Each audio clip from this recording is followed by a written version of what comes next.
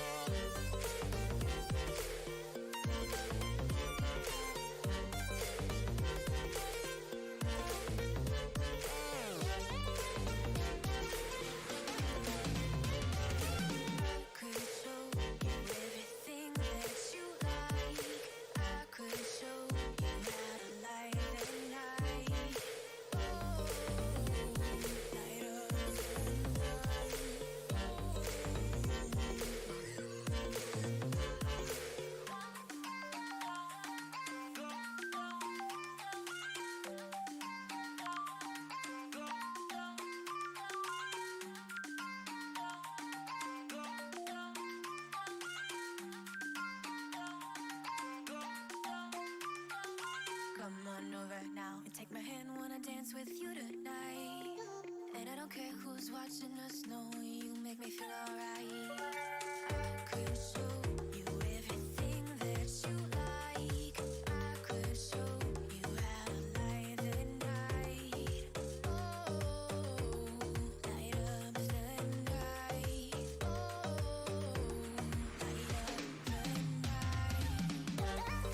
up the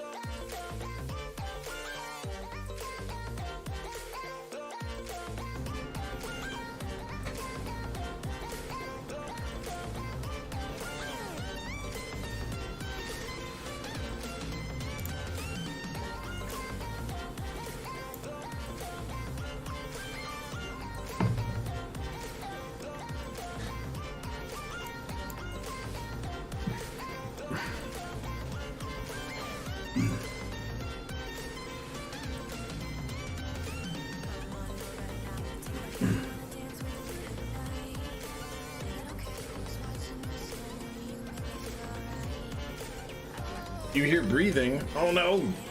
Sorry. I had to unmute my mic at some point. I did it a few seconds before switching over. Hey everybody, let me know if the volume is too high on the music, because your volume is not the same as mine. Anyway, so how's everybody doing tonight? A few people in chat. A couple. How you doing, McMerlin? Tiny Shiny Crumb.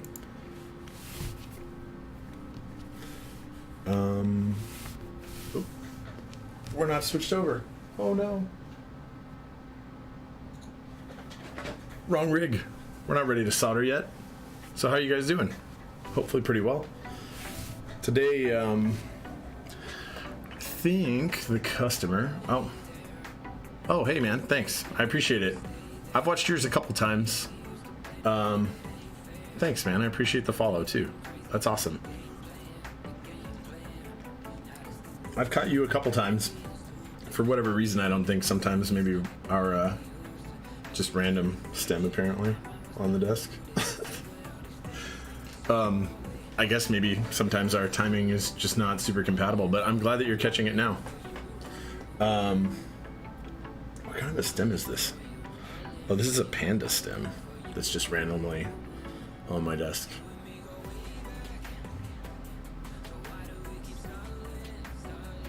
Yay, pandas. Actually, I have like a ton of pandas that I need to make. Oh. Like a really huge number of pandas.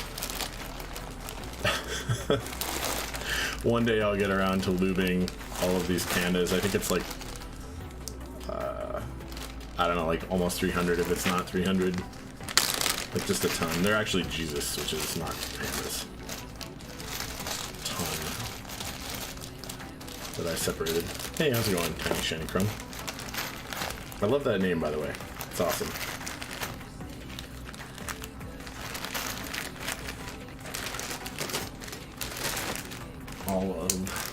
All them holy Jesus switches to be made. Anyway, so today we're gonna do a TEX 60% case. Customer just wanted like a generic 60% with a brass plate. Oh, an aluminum plate. But he has a cool theme actually. I'm kind of excited about it because his keycaps match my desk mat. I actually have a set of SA carbon myself, but I've never really thrown them on anything. Mostly because I'm a win keyless kind of person, and I don't have the 7U spacebar and the 1.5U bottom row controls and alts. So I do have boards that I could throw them on, but I just haven't gotten super around to it. Actually, I've been doing so many customer builds that I haven't really been doing any of my own, but that's going to change a little bit soon. I have like a 10 key pad that I'm going to do, and then another clue board. Oh man. So I really actually liked the final outcome. It was a nice board.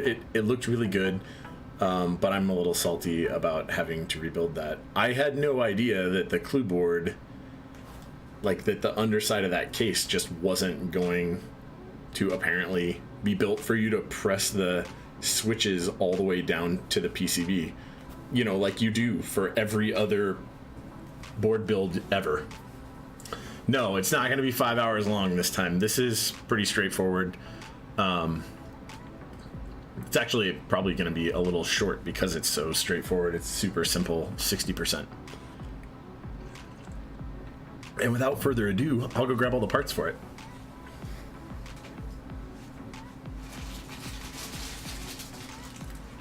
Yeah, so Mech Merlin, because this is your first time in, that last build took so long because I built this clue board up, and then I found out that the stabilizer wire, so the underside of whatever the newest version, or maybe it's just the case that I had, didn't have something milled out or something like a channel for the stabilizer wire. So the underside of the integrated plate has like all these supports, and the stabilizer wire totally interferes with it. Like it puts so much pressure on the stabilizer wire that it bows the center of the wire down, like in the middle of the space, because there's two supports right near where the actual PCB stabilizer plunger mounts go. Plunger mounts? I don't know if that's what they're called. Anyway, yeah. It's the V3/4 on their site, whatever's up there, or was like a week ago when I built it. Yeah, I should probably comment or contact them and be like, hey, did you guys know about this?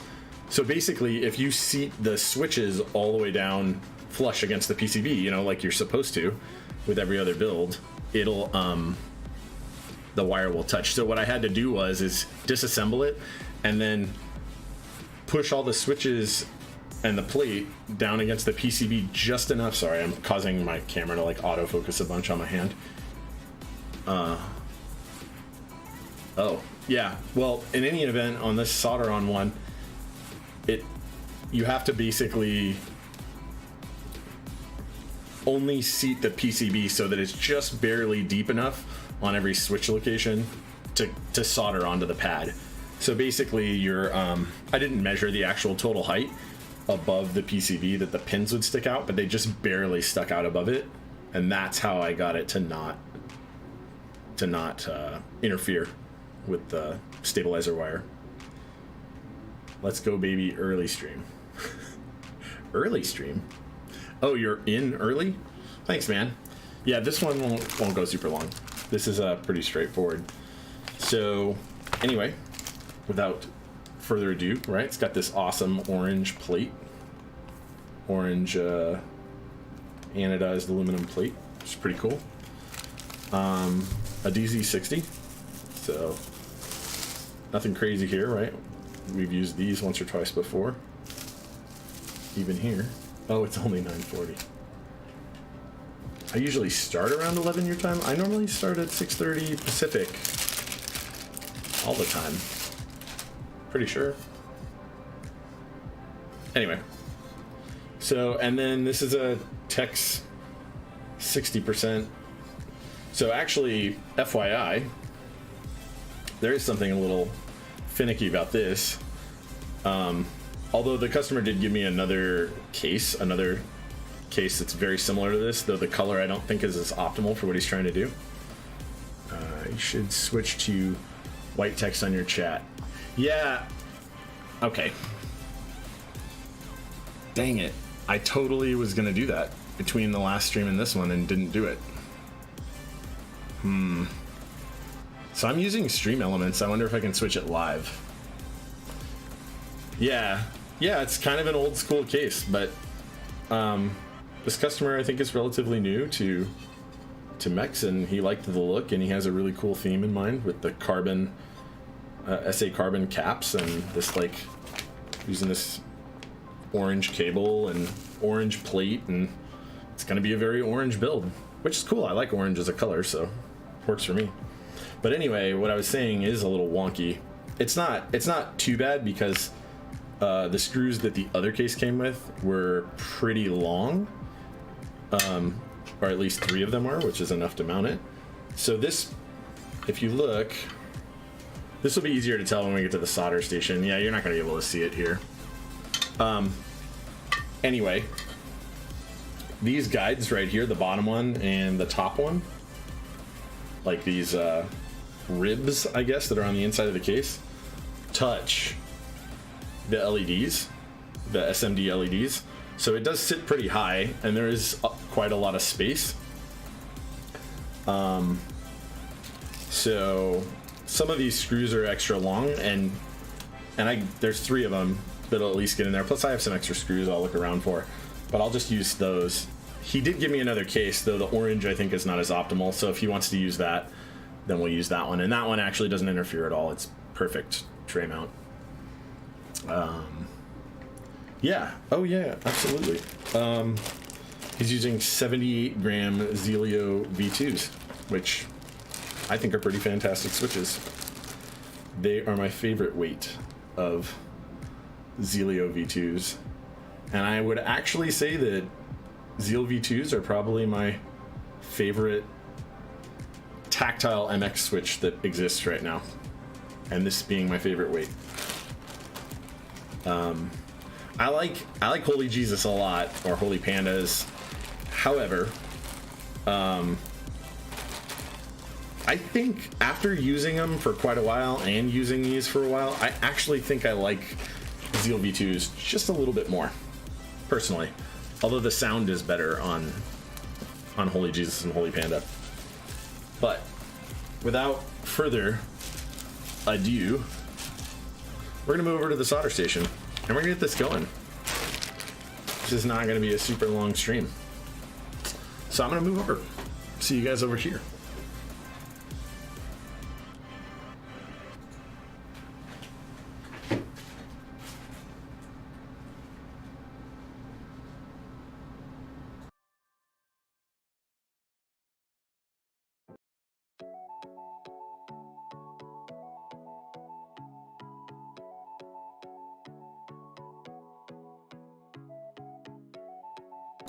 Are you hating on my left-handed mouse, Heine? I mean, I'm lefty, so where else am I going to use my mouse?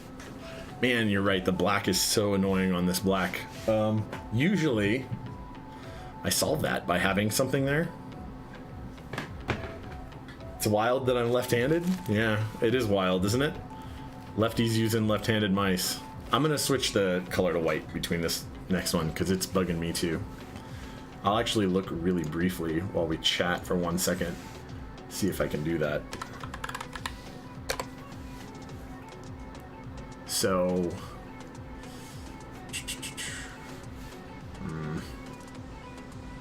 yeah, this is going to be irritating because I don't have any credentials saved over here and I don't want to, be typing.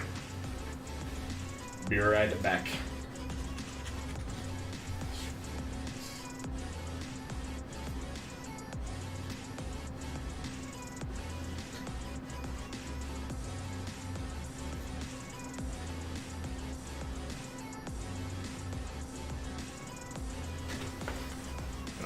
Which overlay are we using? That one. Got it.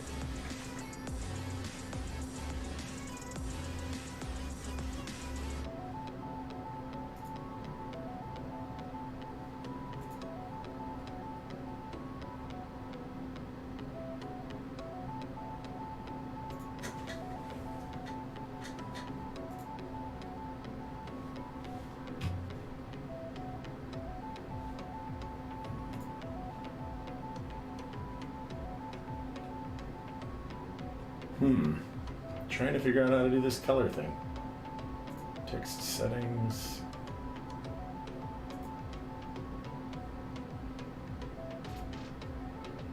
Oh no, we don't want to do that.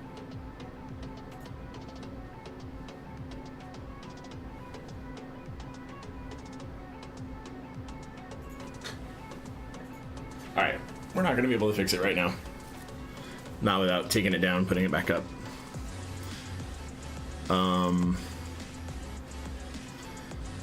Could throw some Left-handed mouse, that's wild. Could throw some pieces of paper in there. Oh, yeah, that's true. And make it white? Yes, I could. I think for now it's just gonna have to be what it is, and I'm gonna have to change it next time. No, that's black.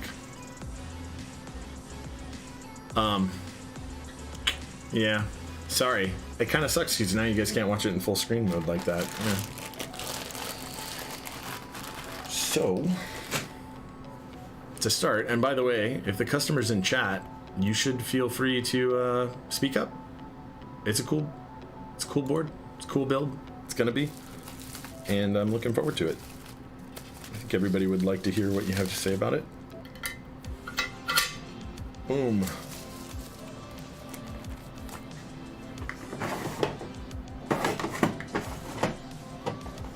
Oh yeah. We're using gold this time. Cutting implement.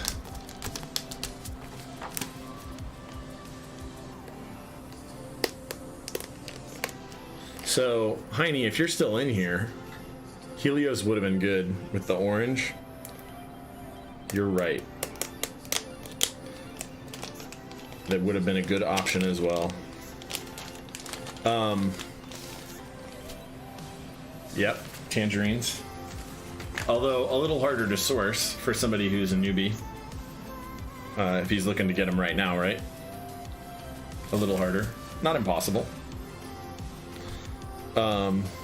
So, Heine, man, I got so excited when I saw, you know, I just was sorting by date. I went on GeekHack and I was looking at interest checks, group buys, and I clicked and I saw it near the top the other day, the HBCP, and I was just like, yes, updates. And it's just, you know, it was somebody that was chatting and stuff. But I just wanted to let you know. I got really excited for your board interest check post, even though it's been out since like June or July of last year. Yeah, so anyway, I think it's going to be a cool color. Cool board color to go with, yeah, white does actually look good against that. There is an update. It's almost done being designed, yep. That's awesome, man. Next proto round. It's going to be super cool, man. So yeah, I think this orange will look good. Let's look at it for a sec.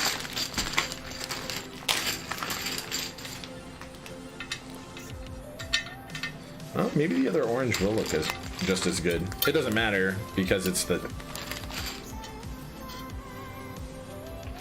choice between two cases that mount exactly the same way. Just got a RAL book.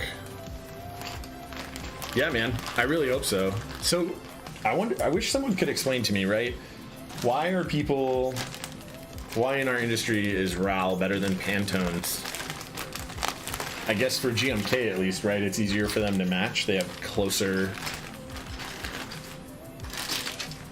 color match, or closer plastic colors, I guess, to RAL colors, maybe? There's gotta be easy reason, or a simple reason. Oh, maybe. Yeah, maybe that's what it is. I don't know. I'm curious. So we don't really need this anymore, of course.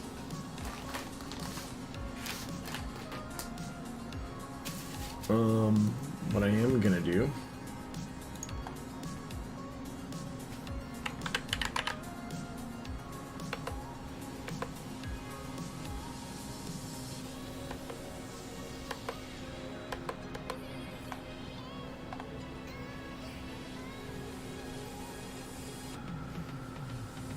gonna do is get some Band-Aid material out. In fact, you know what? I have not been loving this thicker fabric Band-Aid material, even though I have some pre-cut in there. I'm actually gonna use some of these other Band-Aids. RAL is primarily for paint and powder coat, according to Google, whereas Pantone is more for digital. Yeah, so I guess that makes sense. If that's the case, then I guess Pantone isn't really more useful for anything that I do. Hey, what's up? Gravity and Irony. I like that name. Totally different than your other usernames. So I'll reiterate what I said about this case versus the other one and give you the final option of which case you actually want to mount it into, this TEX one or the other case that I have of yours, which is very similar but a slightly lighter shade of orange. Off and on until later. Yeah, oh yeah. So this may or may not be your better bet. I think I like the color more on this, but we'll see when it's finally done, since it's really the last piece to get assembled. And do you want Band-Aid mods? I think we didn't cover super deep about it. My up until very recently, all of my customer build quotes have just included it, but a lot of people have been saying no, so my default going forward past a certain point, which is further ahead than where you're at, people who like ordered after you or requested my services after you, is to not do Band-Aid. So you should let me know. I have one other question for you too, which is the layout that you sent me that you wanted to do. I actually checked your keycaps. You don't have a stepped caps lock, and the layout that you sent me had a stepped caps. So I presume you actually want a standard caps lock, but everything else on that layout the same, which is just standard ANSI with a 625 bottom row.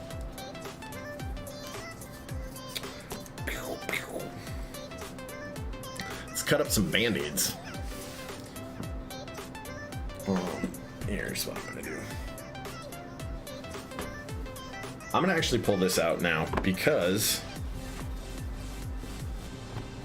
I can do this. And then it'll be easier for you guys to read.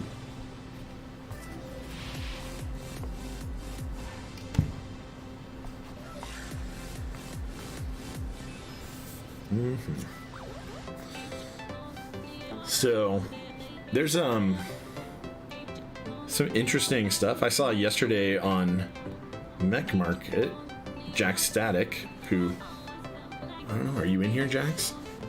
He shows up in here every now and then. If he does, I saw you were selling your Jane, your Jane CE, and it was so tempting.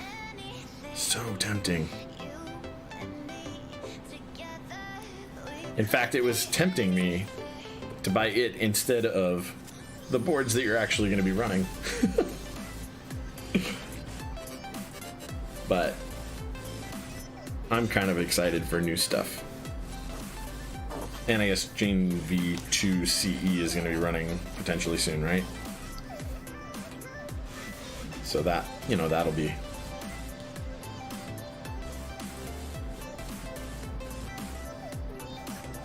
I'll try for that, I guess.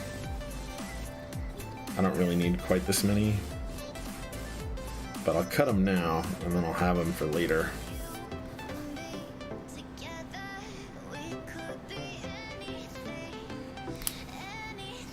Oh yeah.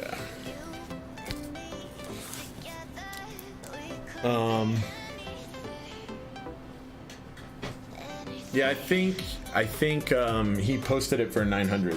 I don't know what he sold it for, and it's not my business. I don't know if he said or not, but I'm sure he got what it was worth. I mean, or worth to him at least,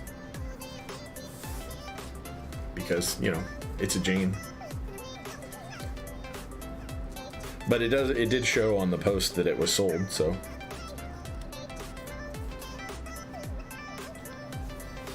it didn't look like it took that long. I think I looked at the post and then 2 hours later it was gone. It's just odd, right? You don't see him make it onto Mech Market very much.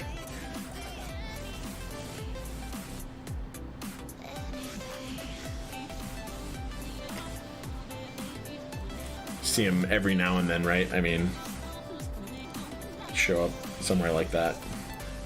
I have to imagine that when people are selling them, with the exception of like the one that Zeal posted, or the two, I guess, that Zeal posted on his website, I have to imagine that they're selling in just places that I'm not privy to or looking. Which, by the way, you know, if anybody knows where that is, you feel free to invite me to that place. Because some of those boards are freaking awesome. I mean, you see other TGR boards show up every now and then on Mech Market, though, right? I mean, you see Alice's show up sometimes. Not super frequent, but you do. And I have to imagine that they're selling behind the scenes in other places, because I've built 2 on my stream so far, and I've had another person contact me about one once that needed some repair work that was, or needed something done to it, or he wanted to have something done to it that is not a service I'm offering as of right now, and probably never will. That specific service. I don't know, 900, like, that's a lot of money for a board, but for the secondary market for a Jane, that's actually not outrageous at all. That's not off base or anything, as far as I can tell. That's, in fact, very low. Like I said, I don't know what it actually went for, but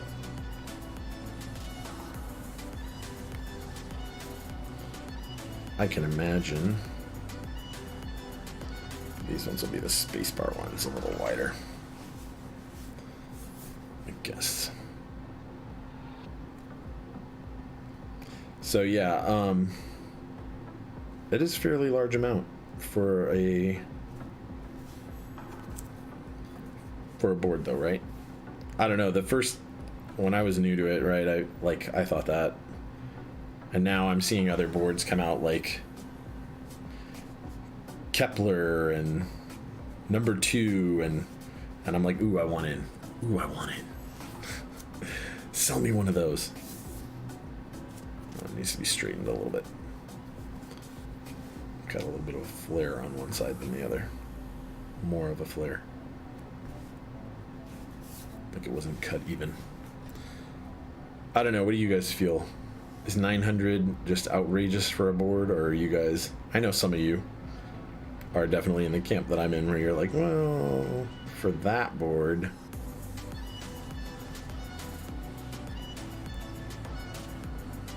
I mean, shoot, some of you have Janes or Jane V2s. I know Heine, right? You have a Jane V2. Well, I presume that one was yours. I'm guessing it was, that you were building on your stream.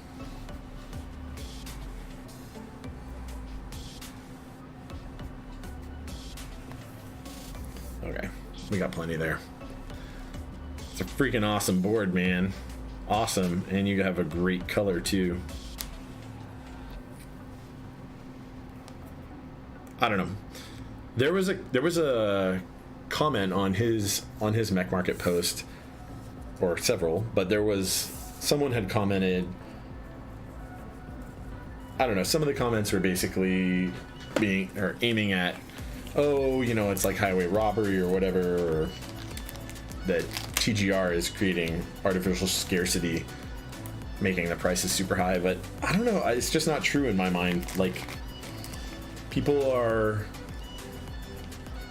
I don't know. There's a lot of effort that goes into QCing all of the parts involved in a board like that.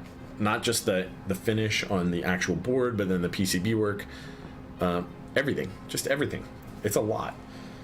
So for one person, that's like, I can't blame him for charging $700 and having handled some of his boards. They're top notch, man. They're right at the top of what's good in the scene right now. And honestly, what will continue to be good? It's not going anywhere. It's going to keep being as good as it is now in the future unless you damage it. So that bugs me a little bit, right? It's hard for one person to do that. To do, you know, like 300 of them all at once or something. So we got that. Apply some band-aids. You would think. I don't think these were labeled, right? Yeah.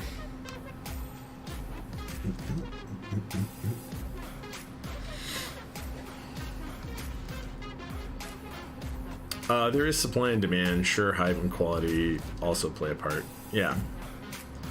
If somebody wants to buy it, yeah, I agree. I don't think 900 was outrageous at all.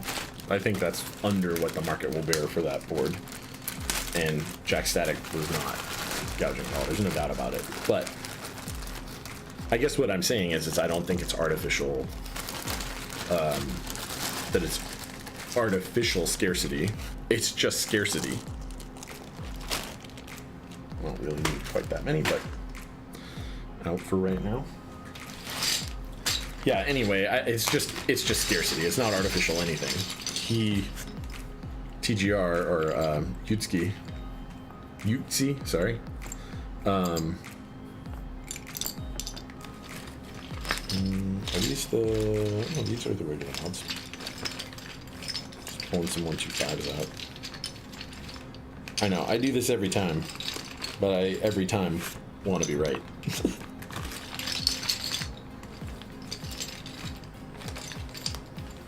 There's another 125. Should be others in here.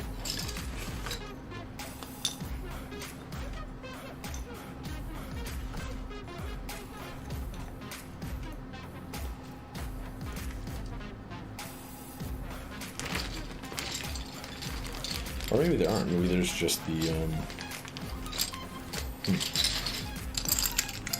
there's just the what's it called? The novelty ones. Yeah, there are those. Yeah, no, that's kind of the way I feel about it. 900 is a lot, but 900 TGR is good. That's the way I feel too.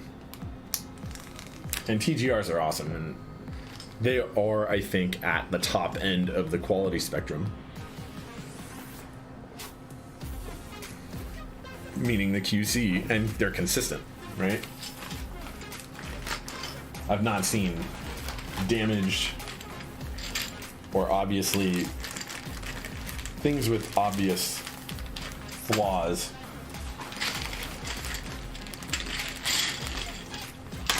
that have TGR name, that have the TGR name stamped on them. And I've heard that he'll like send back batches of things for colors not matching and stuff like that. And if that's the level of detail that you want him to have priority for, then I mean that's what it's gonna cost, I think. I do believe. And then Zeal Stabs. I think I actually left his Zeal Stabs sitting over there in the box that they came in, but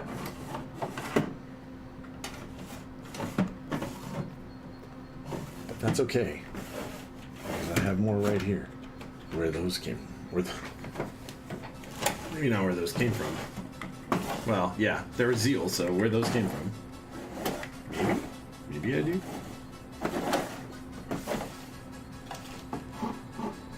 Where are my Zeal Stabs?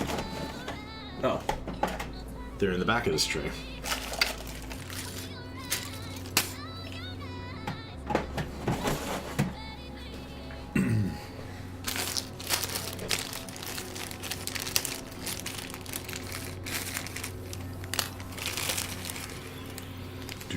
Do.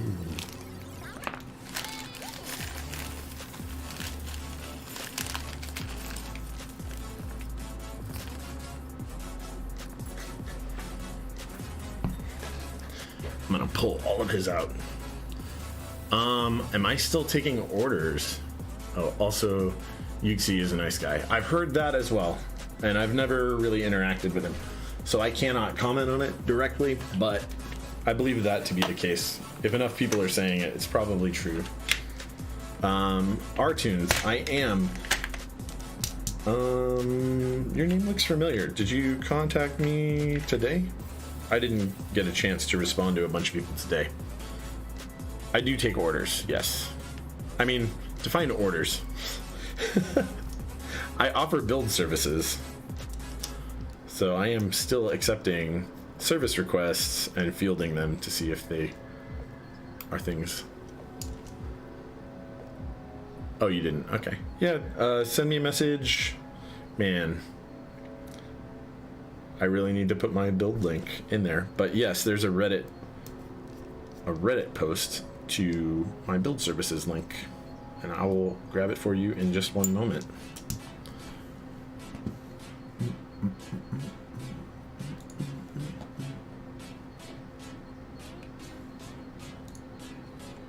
Oh, okay. Yeah, I mean, just either contact me via PM, or if you know pretty much what you want, then you can fill out the form. Or if you don't know what you want, you can fill out the form. There's options that kind of lead you down different paths. But I find that customers tend to fall into a few different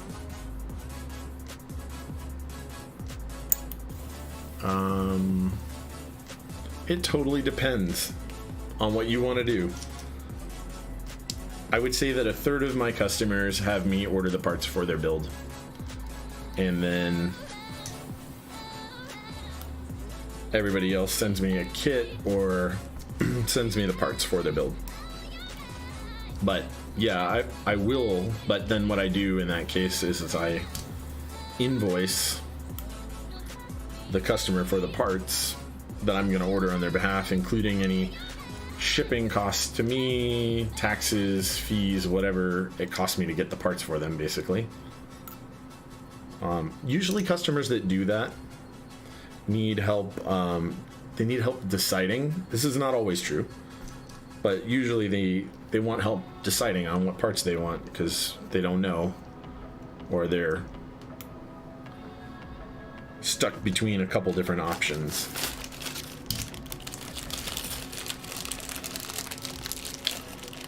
Yeah.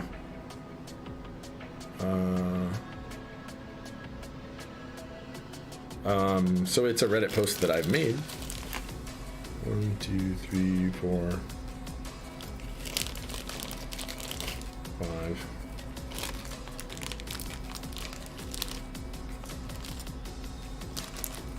We're gonna need these too, so might as well pull those out. Yeah, so yeah, you can either PM me on Discord, or you can fill out the link, or you can fill out the form, which is linked on the post. Either way, I'll get back to you, and we can discuss what any customer for that matter's actual direct needs are, or wants. I guess probably you don't need a mechanical keyboard. True need, right? Unless you're like some of us in here and you're just you're addicted to the keybs. I shouldn't throw that word around as though it's serious. Right, I guess real addiction is pretty serious. Hopefully no one's actually addicted to the keybs. But we do love them so very much, so very, very much.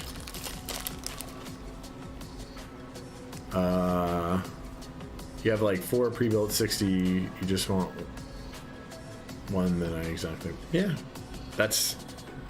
Yeah, man. I mean, I'll help my customers pick out parts. I've done that, and in fact, this last time that I posted, I've gotten more of that than I had in the past. Like customers who wanted some help deciding on parts. Not all of them, but some of them. So yeah, I'd be happy to help. Really. That is a good thing. Oh, those ones are already done. Not undone. Right, it's undone. We'll undo them soon. Redo them? Redo.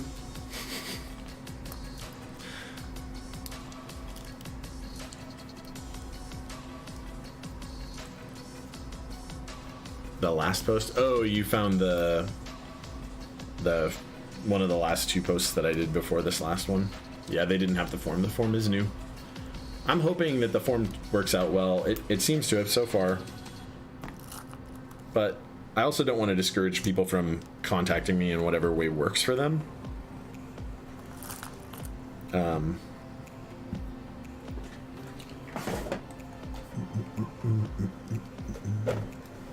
Because, you know, some people just don't Reddit much, or they don't do Discord much, or whatever. So I'm not trying to be exclusionary, I'm trying to be inclusive. Yes, thank you very much. Tiny Shiny Crumb, you are awesome. Without a doubt.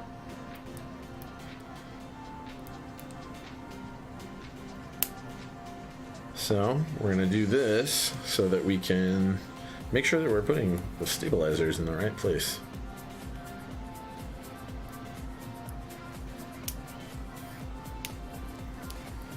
And I'm fairly certain it goes there. Does that sound right? That sounds like the one. Yeah, pretty sure.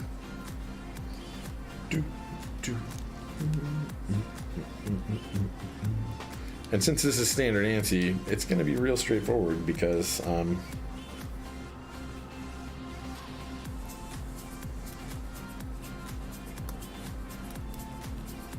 you know, there are only so many options.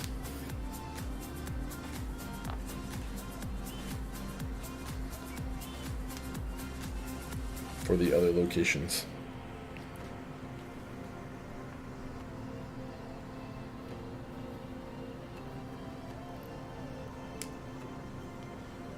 But shoot, we'll throw them all on there for a sec. Not all, but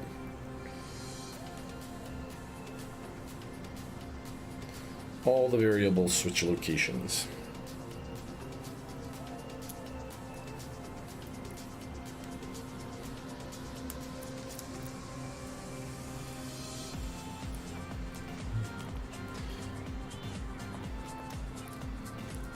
So this one should be right here. For our 275. So the other one should be over here. We don't need that other one yet.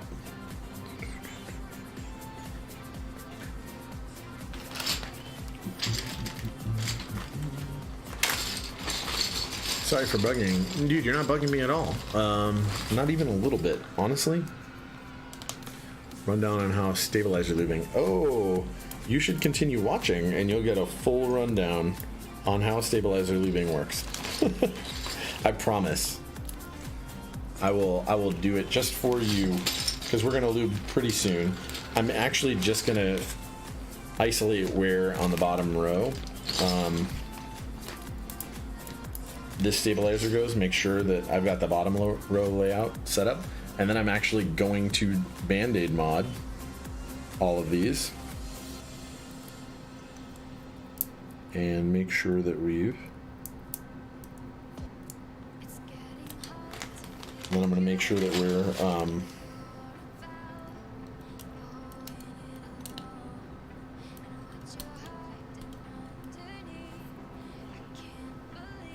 there we go.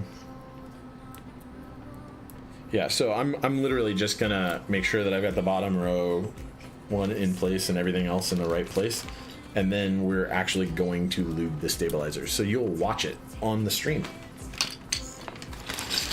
It's not a bug at all. It really isn't. I'm actually happy to explain. It's one of the primary reasons that I like doing the stream.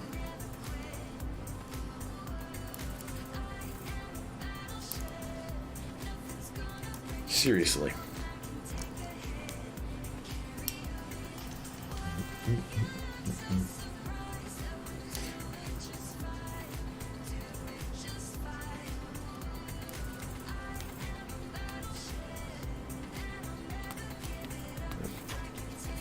Oh yeah.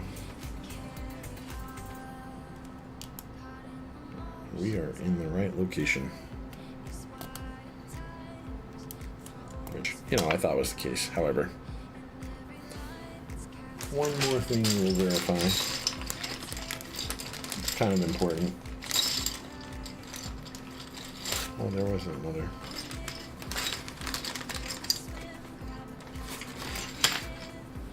Is that we're justified on this side.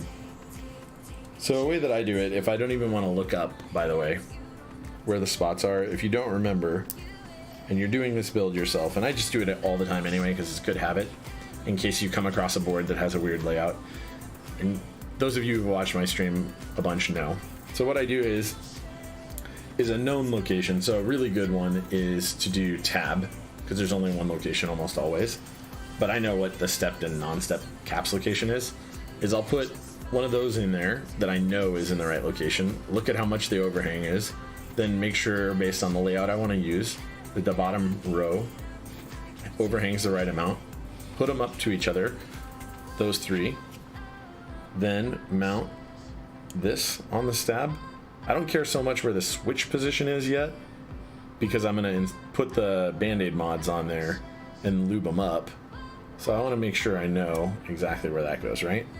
So we know that's in the right location because the gaps between the keycaps were right. And so then we were just checking the other ones, but I already know that for the 2.75U, it's the further inward of these. In fact, I don't know what that one is for. I'd have to look. And then for this side, these ones are really close, so it's kind of easy to mix them up. But basically the one where the stabilizer wire fits down, right? Because the stabilizers, the holes, like if you look, this is a stabilizer hole for one side of the stab, plunger guide or insert or whatever, and that's the other one right there. Let me use a better pointer. So that hole right there, not that one right there, and that one. And so the bigger one is for the plastic foot that seats in, and then the smaller one is for the screw hole, which in this case is a threaded doodad. I'll actually show you with a different one. So it has this metal threaded insert.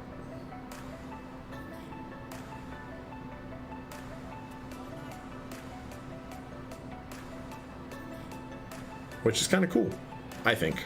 Instead of just a plastic bit that your screw threads into. So yeah, so there's that. So we can lift all these up now. We're not going to use them for now. In fact, we're going to lift the switches up too.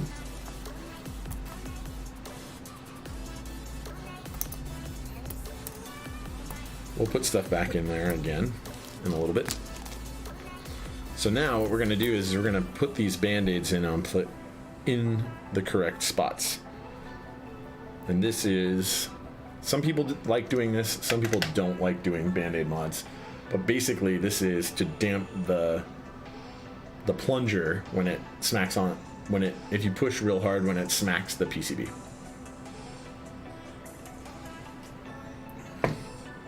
So we're going to peel.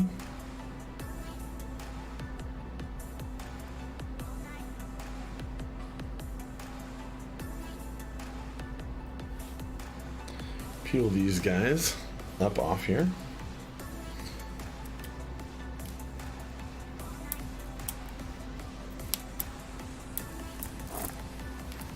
I'm going to place that down right between those two holes.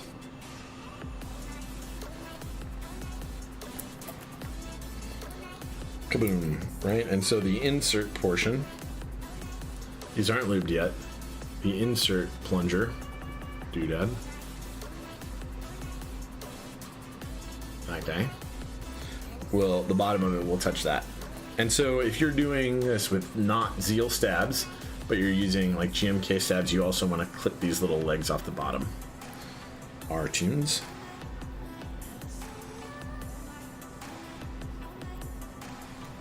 And you'll have to watch one of my other videos if you want to see that right now, because I am in fact building with these Zeal stabilizer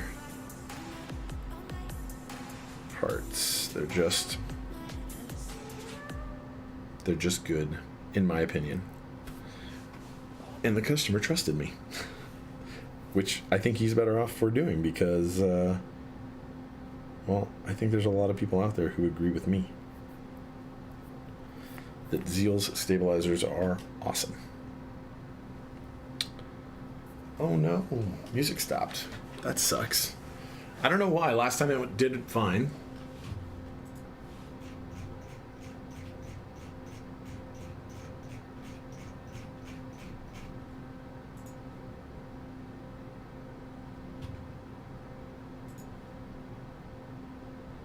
Well, we will start it over somewhere else.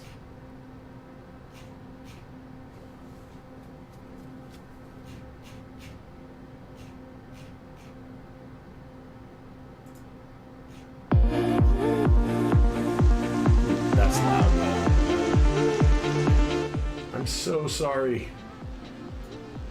So sorry.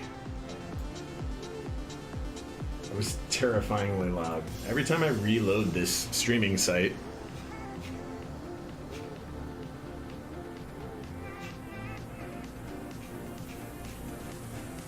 I promise it's louder on my end because the volume is higher in this earphone. That doesn't make it good though. I'm not trying to deafen everybody.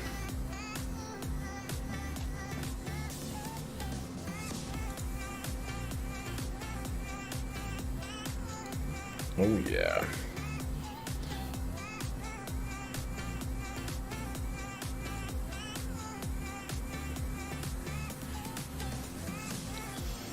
So to the customer, by the way, you had you were saying that you had some you had like a Slack dedicated at your work to mechanical keyboards. I would love to hear more about that. Like, you guys just post awesome pictures of keybs? Because that would make me fairly happy. That at some workplace there's just people all about the mechanical keybs.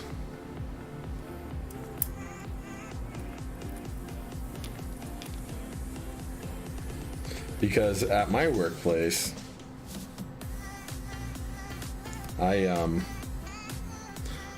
I talk about or bring in cool mechanical keyboards, and my coworkers look at me like I'm actually crazy. I mean, I can't use them where I'm at, but I've shown, because I can't plug in my own peripherals into my organization's networked computers, that they're not okay with it. But I have shown my coworkers some of my cool mechanical keybs, and they look at me like I am actually crazy for how much they're worth and how ridiculously overbuilt they seem, right? Compared to everything that they use every day. Because everything they use every day is like Dell or HP or whoever garbage rubber domes. Meanwhile, I've sifted through our like bins of old hardware here and there and found good, well, decent enough Alps stuff and some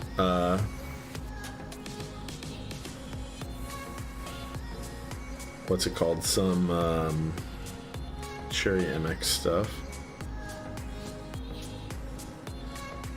So I mean, it's not like I'm completely rubber doming it at work or anything. However, my work isn't cool enough to, you know, have a bunch of people talking about mechanical keyboards regularly, unfortunately.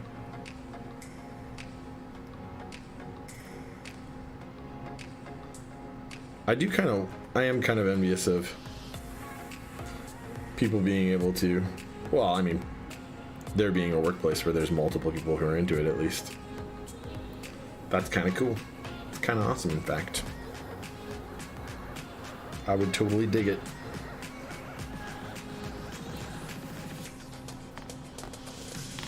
Oh yeah.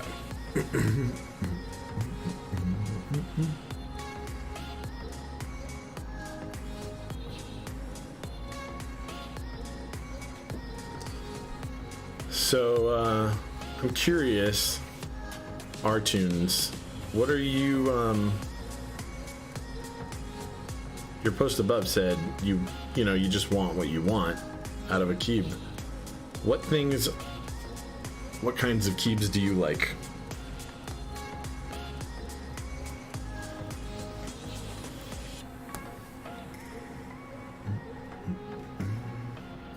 It's funny because things that aren't in my wheelhouse, I see, not in my wheelhouse, but things that I would never have thought that I'd be about. I see like posts here and there, or customer will like send me a build, or I'll order the parts for the build that they want, and I find that, I don't know, I should be pretty open to it, because, or to whatever there is, because truthfully there are some really, really, really cool products out there in all sorts of layouts with all sorts of features, things that I just like I recently ordered a Centrac S65 for a customer build that'll be coming up soon. I don't know exactly when. I don't know exactly when he fits in, but anyway, I was like, I'm not all about the sandwich mount or the sandwich boards, like acrylic sandwich piece boards. And then I saw someone post about their like end game, and it was a Centrac S65 Plus or whatever. So the one that's in 65 layout basically, but it has a bunch of F keys to the right. And I was like, man, the color scheme and the way that he did it, even though I'm not all about the underglow and all that, it was just good. It was clean. Like I could see myself having one and, you know, using it somewhere.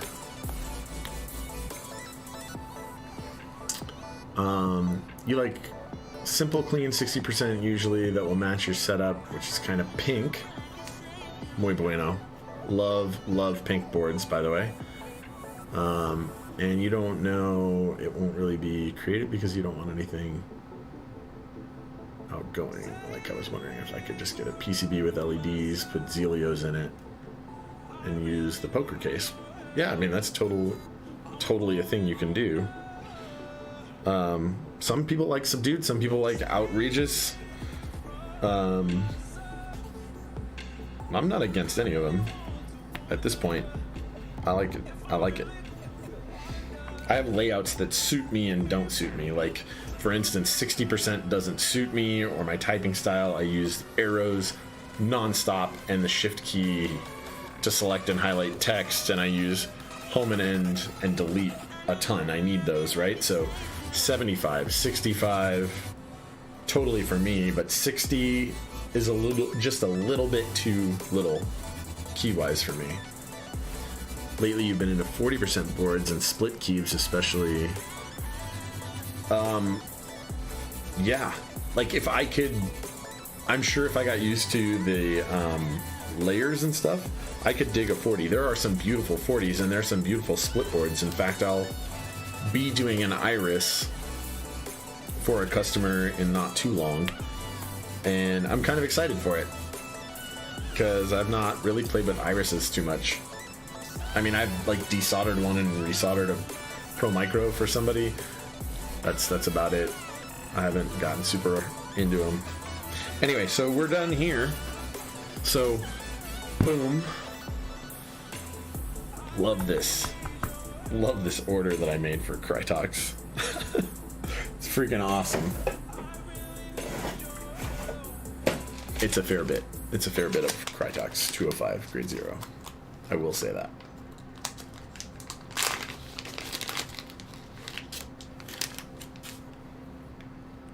I will say it's a wee bit.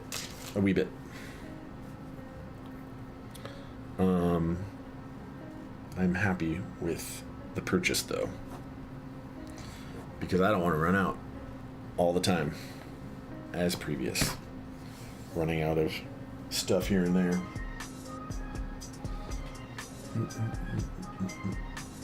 Where'd my band? Oh, they're still where they were. Put them up.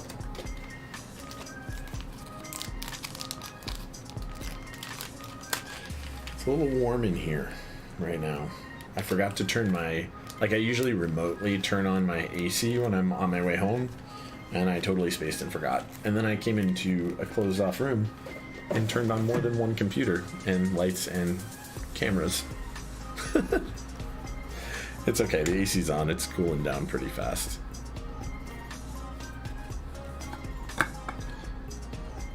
But I was like home for a minute before I had to start with the stream to be on time. You know what? I'm gonna use this lid, in fact. That's gonna be hard to get back up. So we're gonna do the PCB. We're gonna do these band-aids.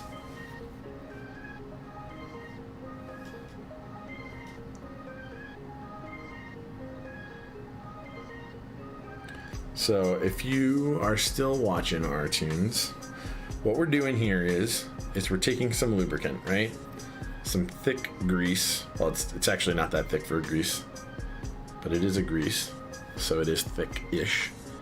And we're applying enough to the surface of these band-aids to make them have, once we spread it all out, a wetted look.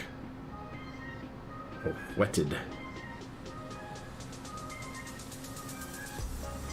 We don't want there to be like a ton of excess on top of it, but if you look, right, that actually is wet looking, and then the one next to it is dry with a wet spot in the middle, and we'll make that one wet too, wetted looking, so spread that all around.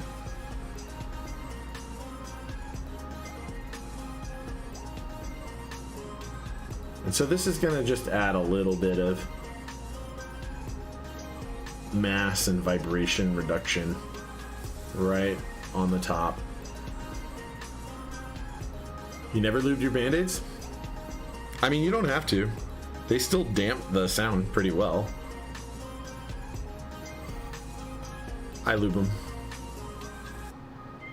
I find it to be a little useful.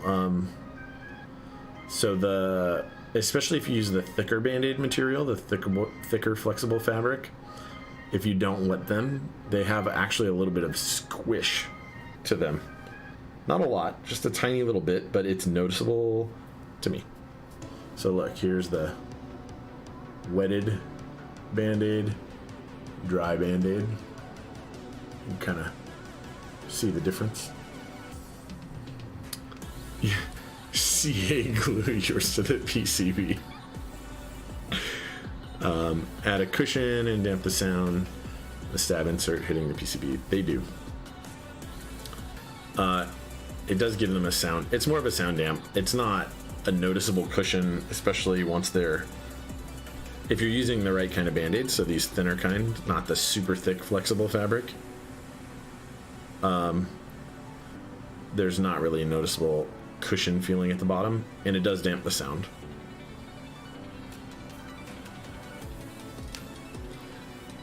You I'm guessing you used like a tiny amount of CA glue, because if you used a lot and like soaked the band-aid in CA glue, then it would just be a raised hard surface for the stab insert to smack down on. Yeah, okay. I'm just imagining like you soaking your band-aids in CA glue for a second. I know you wouldn't, but I mean, it's the imagery that it painted in my mind.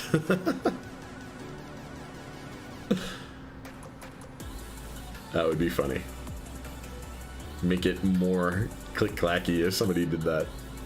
Just be like, whack, whack. You know, and then eventually it would break up if you were really mashing on it. I actually believe that that actually doesn't sound like a bad idea. Sometimes Band-Aids are less adhesive than others.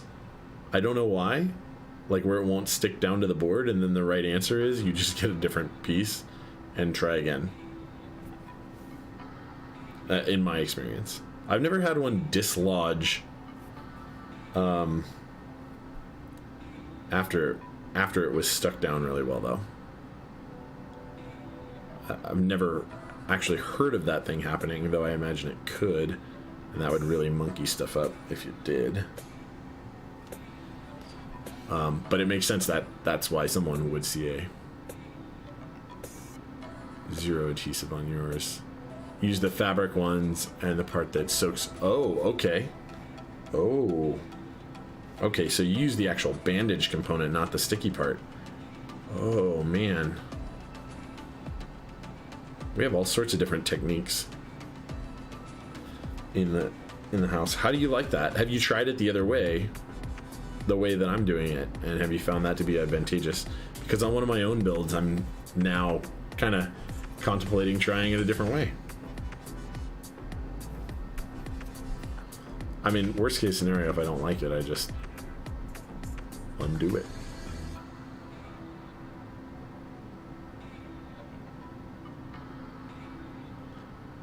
I guess I could try it on a hot swap board. Though I sold my Kira, I was never really a fan of the Kira. Anybody that's watched my YouTube video on it probably believes that I actually hate it, even though I do not hate it.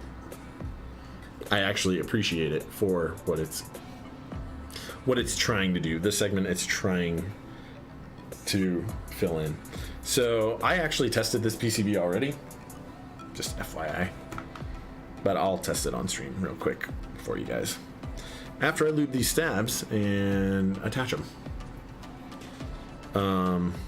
So for you R-Tunes and all the folks in the same boat as you, oh no, wanting to know how you lube the stabs, best way to show people is actually with these Zeal stabs, because the Zeal stabs are transparent. So if you're doing it for the first time, don't get 205 grade 0, which is what I'm using. Get Trebosis 3204, because it's going to be hard to mess it up. And if you use the exact same technique I do, but you accidentally overapply it just a little bit, it's going to be okay. So anyway, so what you do is you take a little bit on a brush, or a makeup brush in this case, right? You take your stabilizer, and then on the bottom side, inside the hole, you're going to paint the sides with the lube. Just gonna kind of smear it around evenly on there. And you want the coating to be about like so. So not like a ton, you're not gooping it on there. You can still see through there, right? It's just, there's some there. So what it's gonna do is, if I hold this one up, right, it's gonna stop the sound associated with the side-to-side play that exists in here. Or it's gonna mute it out a little bit at least. Yeah, so you're gonna do that, And you're going to do that to both sides, actually. You're going to use a ton, but you're going to get an even coating in there. Even mild coating, right? Then what you're going to do is you're going to take the insert portion, which has this channel cut in it. In fact, I'll show you. When it's in the stabilizer, the wire goes through this channel right here. And some of these Zeal stabs, the newer ones, are a little tight right here. Like there's a little flashing inside that hole. Anyway, the stabilizer is going to go in there like this.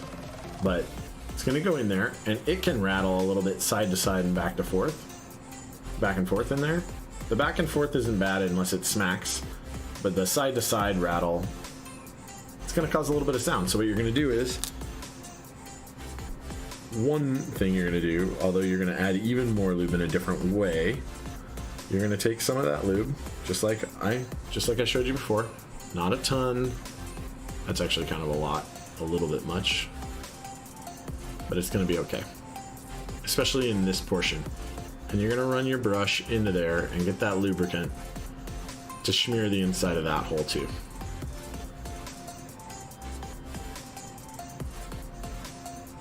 You're still going to be able to see through there, but it's going to be coated on the inside.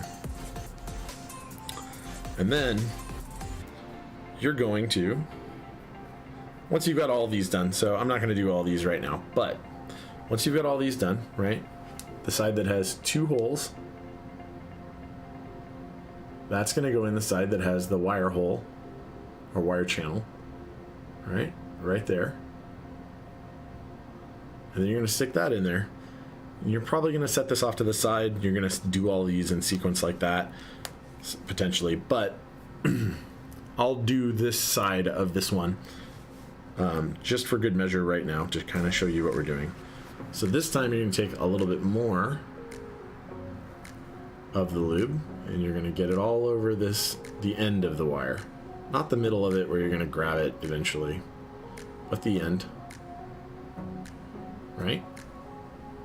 So it's like this, and you're going to, so you're going to get a good coat on there, just like this. And then you're going to do the elbow and just a little past the elbow. And I'll show you what that looks like too.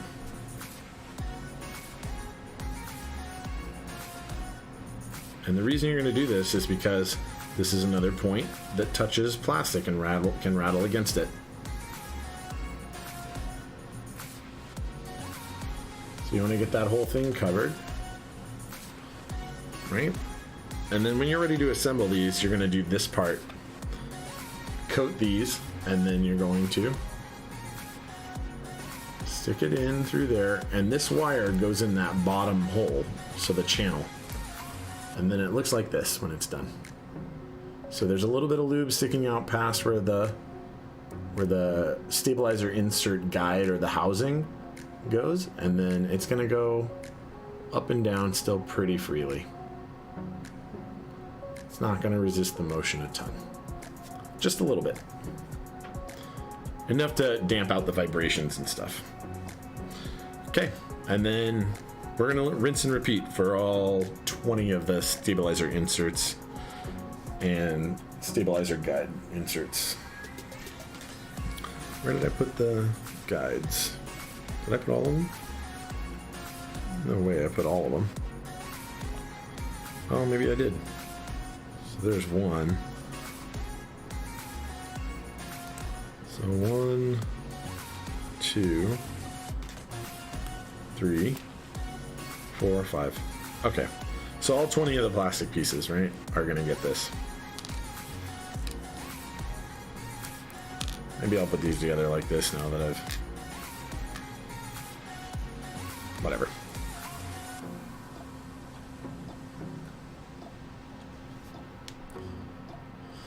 So yeah, so that's what we're doing. Actually, this is usually a little bit more zoomed in than it is.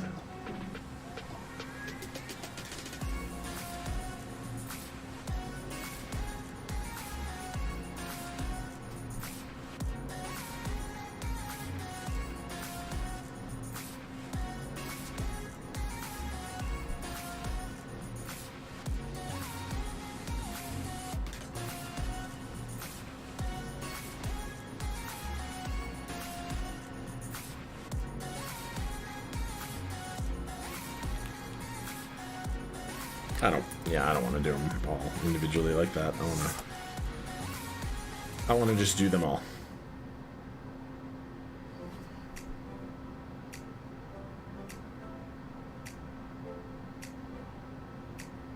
So the reason I say that, I shouldn't say you should not use 205 grade 0 as a first timer. You can, and if you do it just like I'm doing it, it's fine.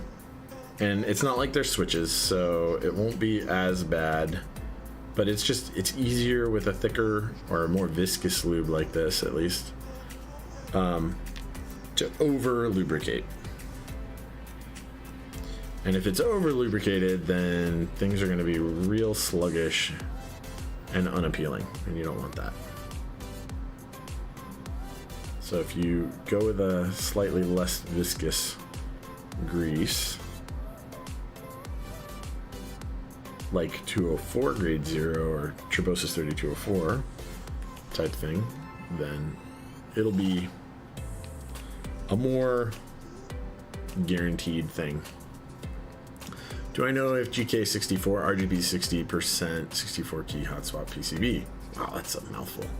Is decent for a cheap build. I think that, and I think you're gonna find this to be a common theme amongst the community, that hot swap is not decent for most people's builds most of the time. That's my 2 cents on it. And I say that because it's just, things still move around just a little bit when they're not soldered in place. And I mean, I presume you're talking about the Kaihua hot swap sockets, whatever they're called. Kaiwa, whatever.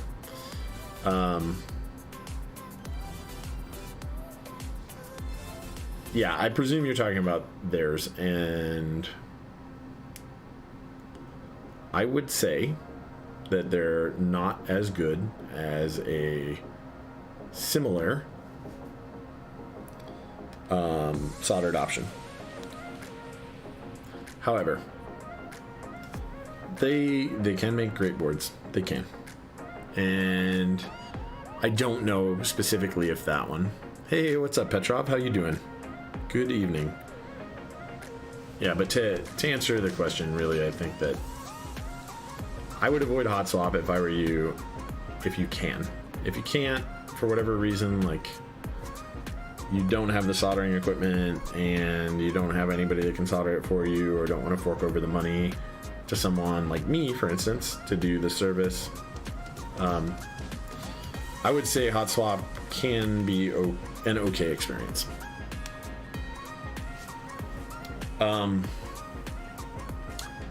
Yeah. Oh, test 96024. Wow.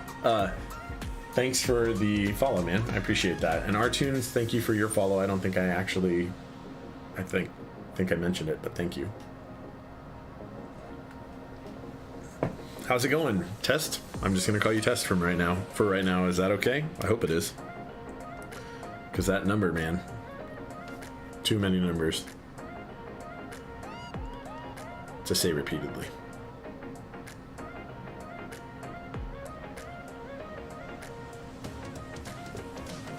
Yeah, I don't know, man. I'm interested in hearing other people's thoughts. I think that a lot of community folks are probably going to feel the same way about people who are like deep into it are going to feel the same way I do about hot swap. But I try to steer my potential customers away from hot swap options, because I have had people contact me and be like, will you do a hot swap build for me?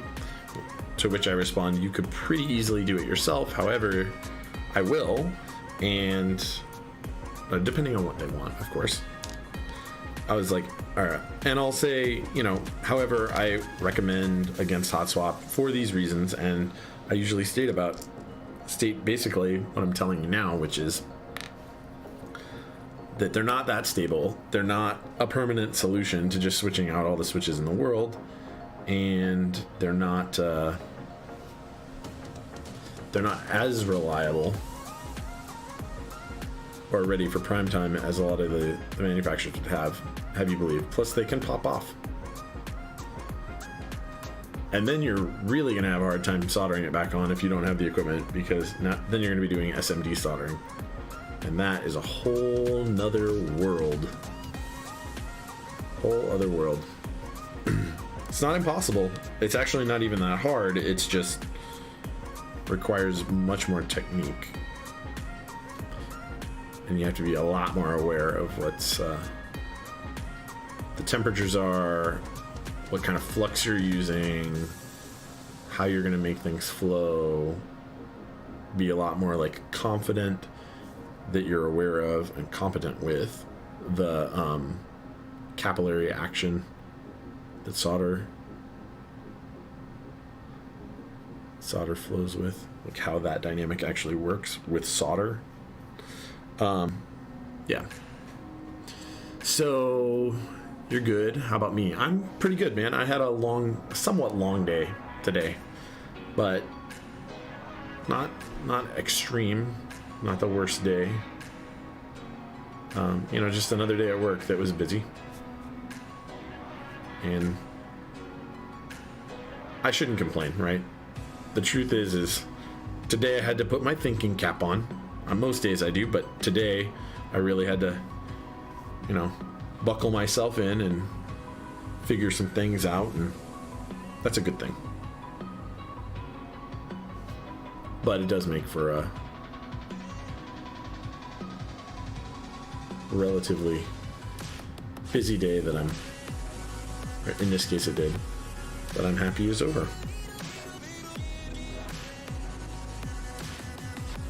From a work perspective anyway. I mean, I guess I'm doing a customer build, so that's still work, but to me this is not work. I mean, I treat it professionally, but to me this is relaxing and enjoyable. And talking to you guys here is good, especially when we get some cool people in. I agree, it does really pop with the carbon. You know what, that actually reminds me, they were talking about that it was orange. I didn't actually update the stream title. Yikes. Bad news bears. That's not good. So why don't I do that real quick?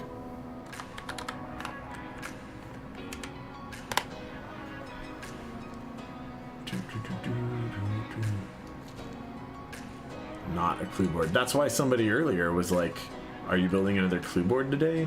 I got it now.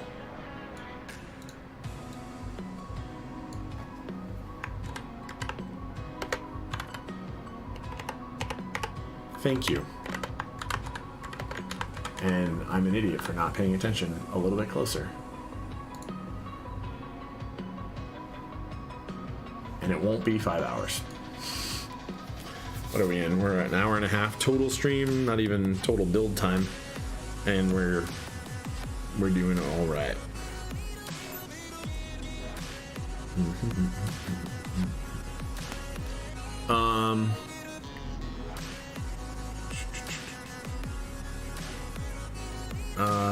GK64 is trash.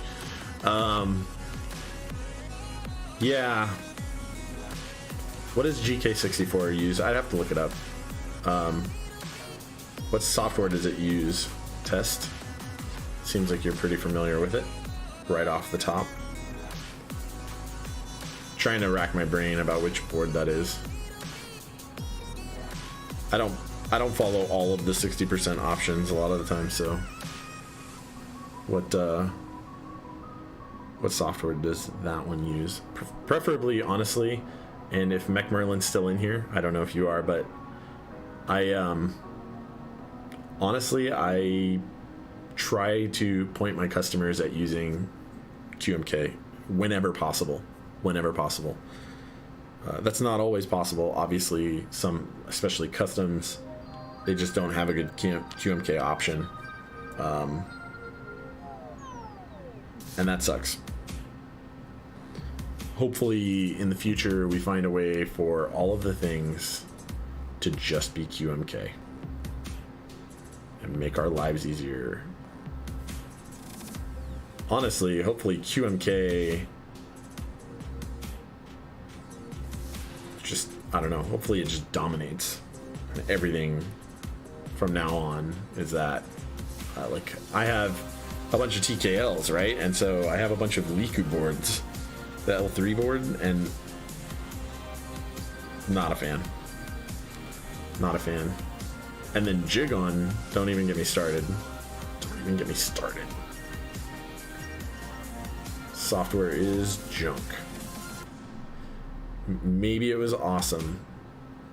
When it came out, maybe it was the best option around, but it is not the best option around now.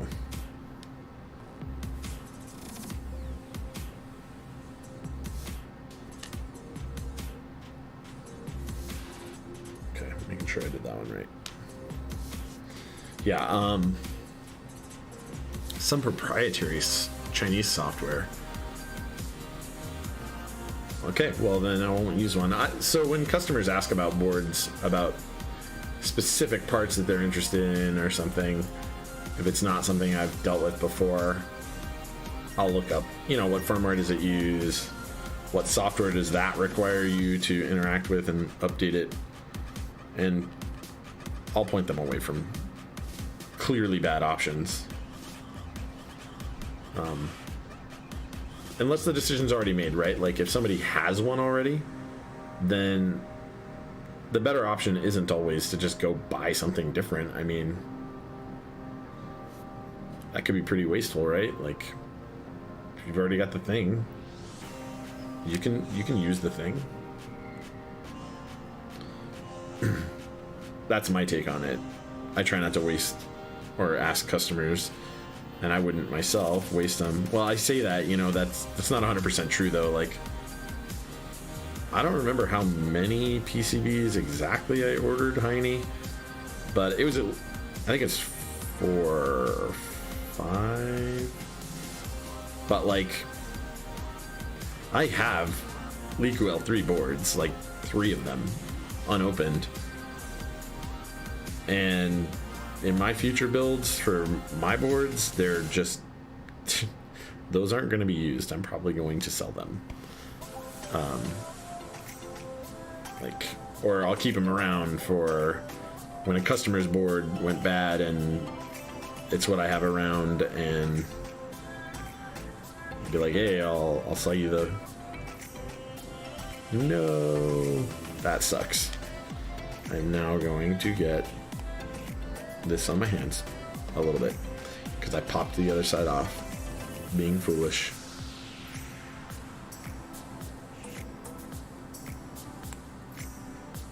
Oh, that one okay.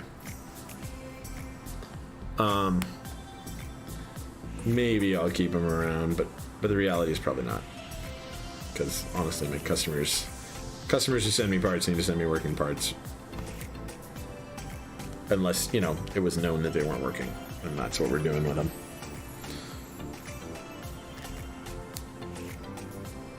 Or if they get damaged or something, then we handle it.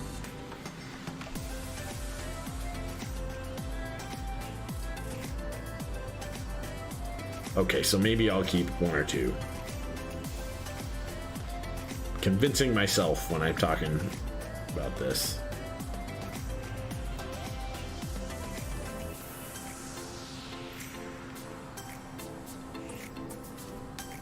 But yeah, I'm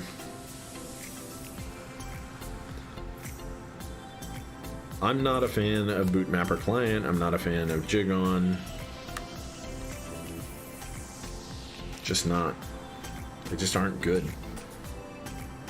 They're passable. They work. But in today's world, why would you go with a thing that just works? Why not just get something good? You can get Heine's PCB. You can get tons of 60% PCBs that are good, including, honestly, this one, DZ60. I think it's good.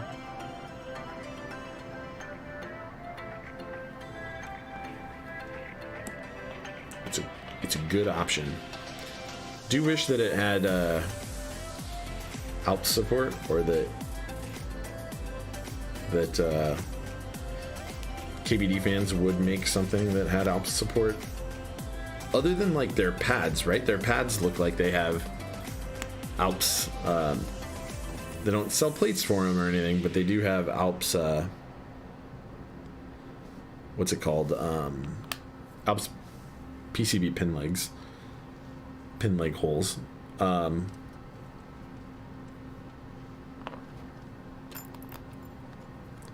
Oh, I pulled one too many out. So, I'd like to see that, but there are other options for 60% Alps. I actually like what Heine's doing with his Alps by having an Alps only board. I think that's awesome. The Liku is like that, right? There's an Alps only Liku L3. So maybe they got some things right over time throughout their history. But Boop Mapper was not one of them.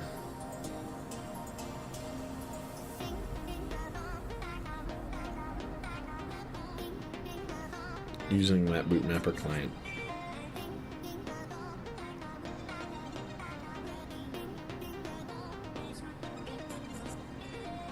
I don't know, I'm not the expert on firmwares. I just know what I've had good experiences with. And ultimately, I think that's actually the important part anyway, right? I mean, which one of these are you having a good experience with? QMK seems to be pretty straightforward to get on to the board.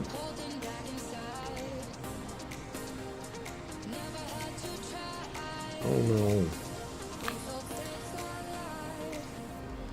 Yeah. So what about you guys? Other than QMK, what have you guys used? And well, I'm guessing for the most part, if you've also used QMK, then what have you used otherwise and disliked? Or liked, I guess. I mean, if you like something else.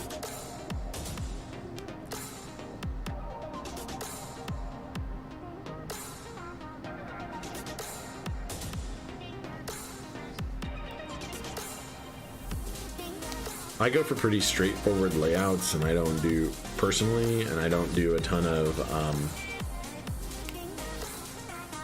macros or effects or anything crazy like that built into my stuff. So it's not like I even harness what QMK could do or could offer me on my keyboard. I'm not using a ton of external inputs or anything like that on.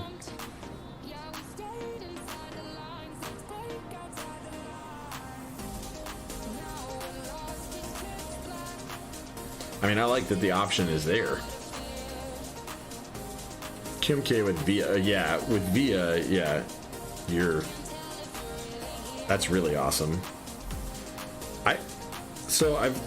My understanding, and it could be wrong, man, I hope McMerlin is listening to this. You should respond, man.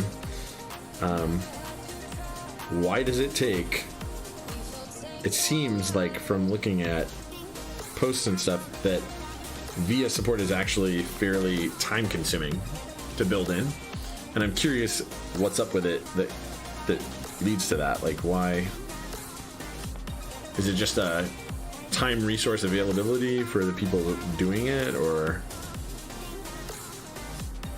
is there actually something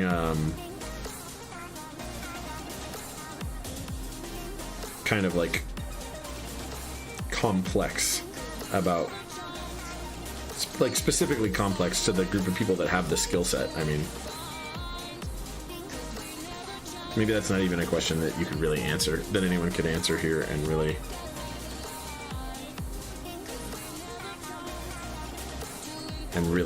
like get a good explanation that people would understand. I don't know.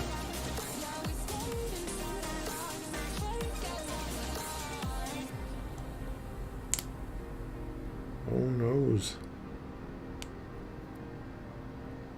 Okay. So if you look in here, you can see anybody who's wondering about stabilizer lubing. Kind of how it works. Met you in the winter when I was Anyway. a mystery. It was cold, but I was full of fire. And you said you liked my wild eyes and strong mind. You were like sunshine. Oh, a midnight so late youth, and I belong to you. And we're soaking in the full moons. I fall for your laughter, you hold me together, got me feeling Yeah, I don't know. I'm really curious about why VS support takes a long time to develop in. I'm guessing there's really good reasons for it. I just am unaware of them. I got a lot to lose now that I've got you, and I was wishing for the I've not looked into it a ton. you and me got I should. I'm curious about it. I just hasn't been my focus in the keyboard world thus far. and you Knowing the ins and outs of QMK, like on fire, 'cause you kept me pretty much one of those people who has used QMK as I've wanted some functionality and then, oh, come on. you are the best thing that's ever happened to me. I was not the type to slow down my life for you. I was young and I was full of fire. Now I can walk a tightrope, balance with my eyes closed. This is how life goes. Oh, in midnights of late youth, I belong to you, and I'm breathing in the still night. Okay, let's get these stabilizers on here. You're the only thing on my mind. You got me setting all I know on fire, 'cause you kept me every time I mess it up. And everybody says that things are gonna change, but I hope they stay the same, 'cause you are the best thing that's ever happened to me. You got All right. And then, if you guys, I mean, those of you who've seen me do this before enough know that I'm gonna put these washers on, but you should all be using washers like this if you can. Prevent those shorts. That was way too many. At least some too many. Ugh, so much lube. Lube on fingers.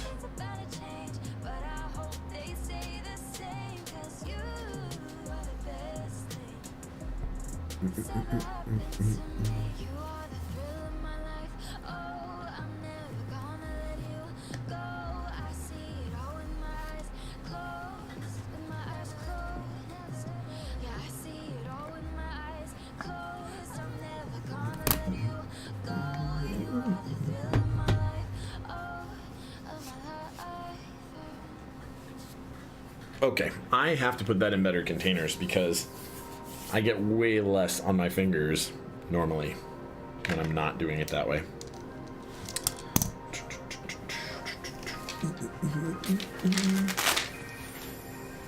Oh yeah, let's get some better tweezers out.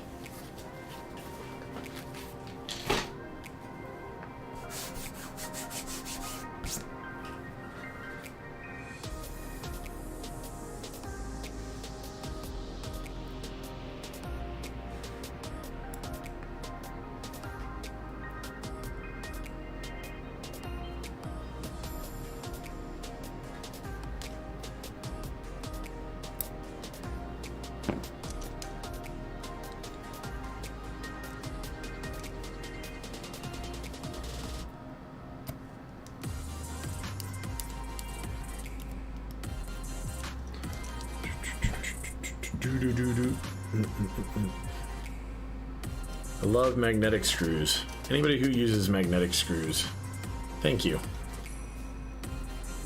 Thank you so much. It does make my life easier. If I ever do my own keyboard design group buy, it will include magnetic screws. Without a doubt. Absolutely 100% must have magnetic screws. It's the little things, guys, that everybody loves. Well, you know, and the big things, like the keyboard case. People love the cases. Oh, I'm happy. I contacted KP Republic about Punchy 1800, and they did actually respond to me. We're like, yeah, we think it'll be out in May. I mean, I know that they don't know all the details, right? But I'm fairly excited about that. Not as excited about it as some other 1800 options that are out there, but I am excited about it nonetheless. Love 1800.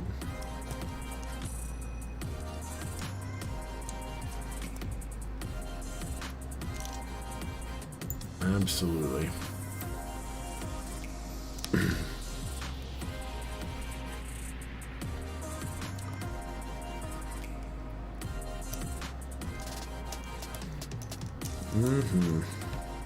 There's so many options coming out soon that I'm interested in. Like, I keep going on the KBD fan site and being like, do I want to get a polycarb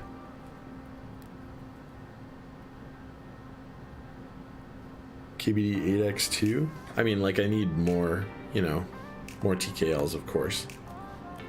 But it just looks so nice for the price that it's like, oof. How do I not? Irma, same game, man. Same game. That's right, Jax. Same game. I need more of those. Like, I need more holes in my head, but Irma. And Plastic Alice. What? On my hit list. These are M2 5 by 0.5 millimeter.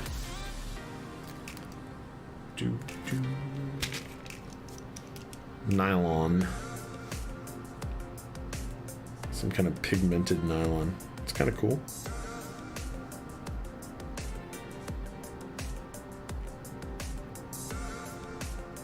Gotta prevent those shorts, right? Yep. I don't know. So I think, I don't know. I've not had major shorting issues, even without them, but it's just a good idea, right? I mean, and I know that it can cause serious problems, and there are some boards that are wholly unprotected against any kind of real short circuits. So I recommend that all of you use washers. But you can pick up stuff like this on Amazon for like, for how many you're getting at least, unless you're building boards all the time.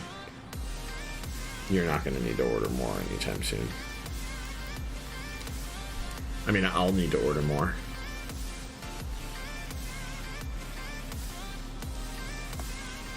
You know what, that would be a cool thing for kits to start coming with.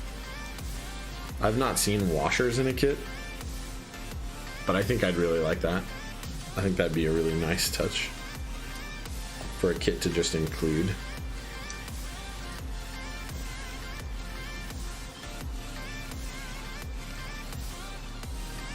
I don't know, have any of you guys ever seen that? I've never seen a kit include it. Seems like such a small amount of money too, honestly. Like, you know, $5 or $10 outfits like literally every board that you sell as part of your GB.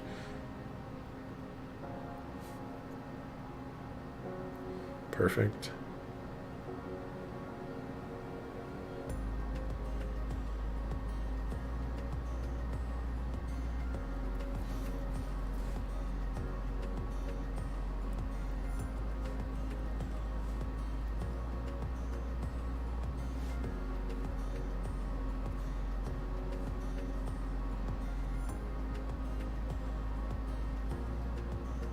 Perfect.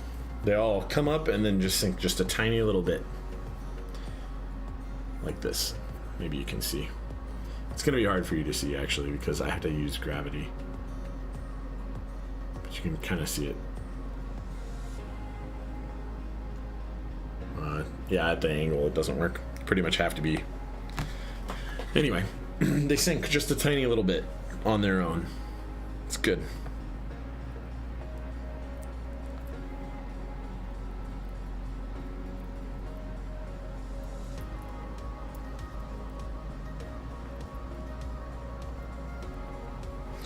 Perfect. All right, let's test this out. Flip her over and get it ready.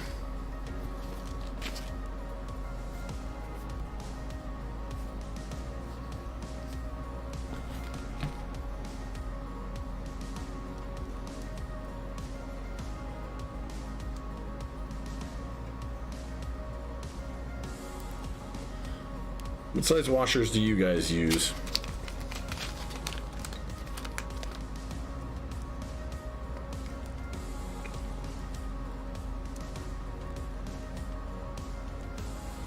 I find that these washers, this size seems to work really well for me on PCBs.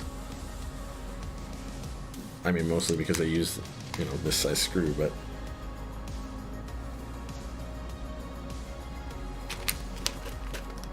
seems to provide the correct amount of protection electrically.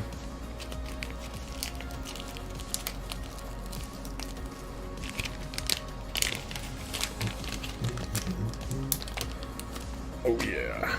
Oh, there's one extra. Oh well. Alright, we're done with this.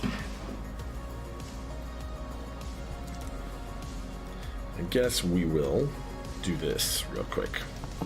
I'm gonna use the customer's cable. I don't want to use the customer's cable.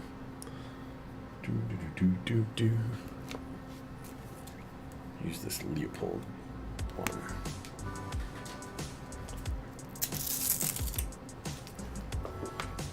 Leopold.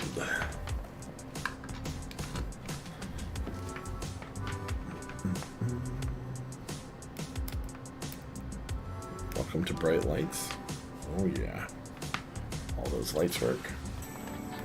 I'll test it like this. Pull up switch hitter real quick.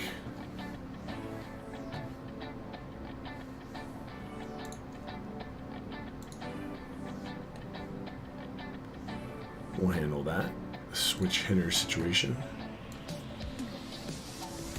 Boom, boom. Like I said, I have actually tested this already, but for the proofs,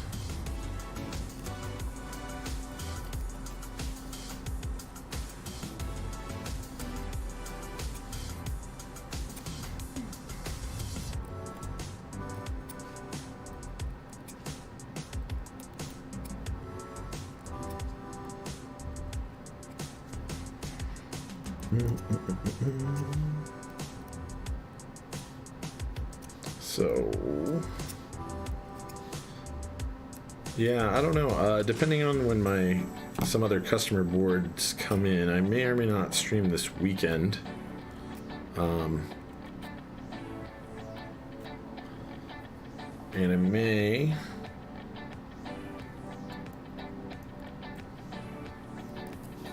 I don't know. We'll see. That's really what it comes down to.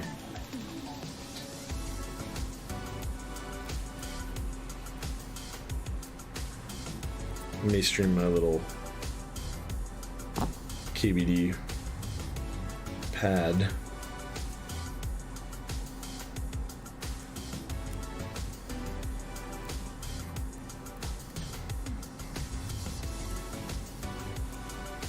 Just a shorty.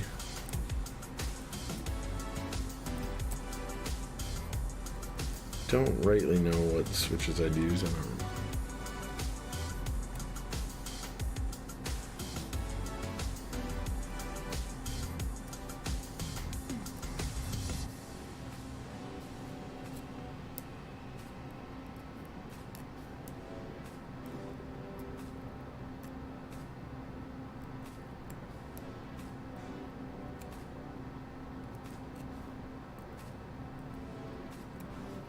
Okay. Alrighty then. So that checks out. Alrighty, now we are going to get some switches mounted on here in the corners, a couple in the center, you know, like we normally do. Some on the edges, some in the middle.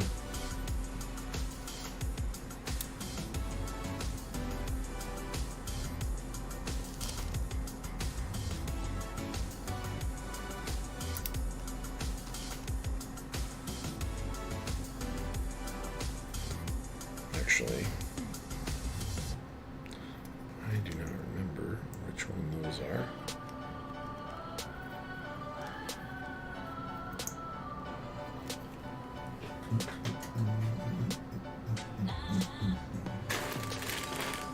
Where is my switch puller? Or a switch puller?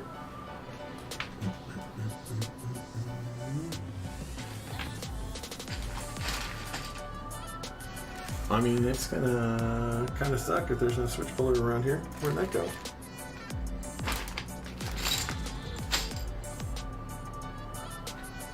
That's kind of irritating. Sorry, guys. Gotta find that. If I put it up, no way I put it in these. Oh, there's one. This is the one I mostly use. Simple, easy. Switches. Switches are 78 gram Zelios. 78 gram Zelios. V2, of course. I shouldn't say of course. I actually like V1 Zelios too. Personally.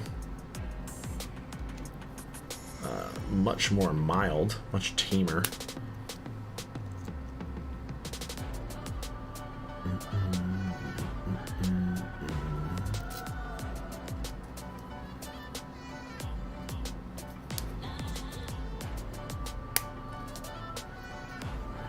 Much tamer.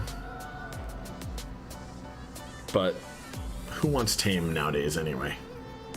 Seriously though, I mean, everybody wants that thick, giant.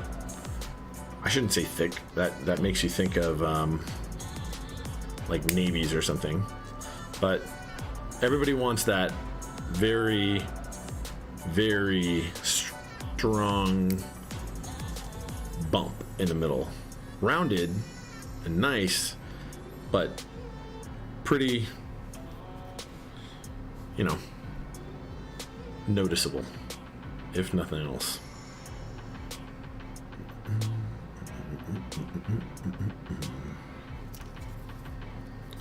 Yeah, I'm just throwing a couple of these in, making sure their pins are straight,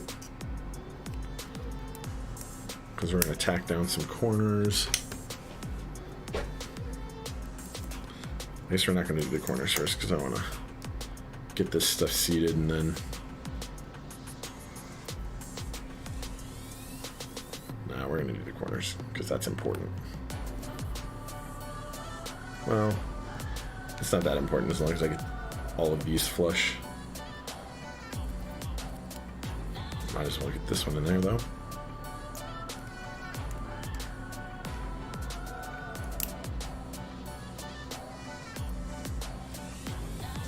Alright.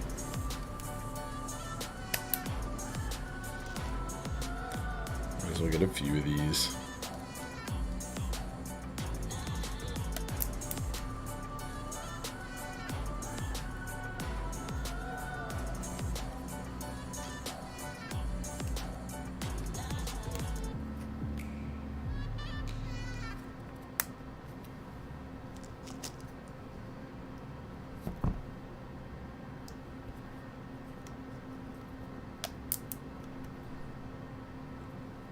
All right.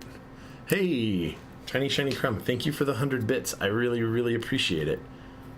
And my jacks, what are your favorite switches? If it were your build, what would you do? Oh no, there we go.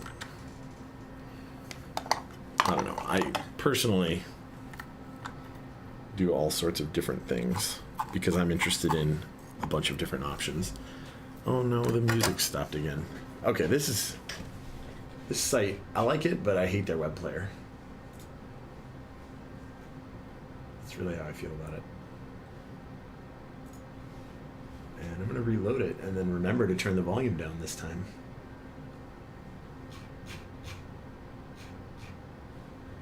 In fact, I'm gonna mute it so that when I hit play,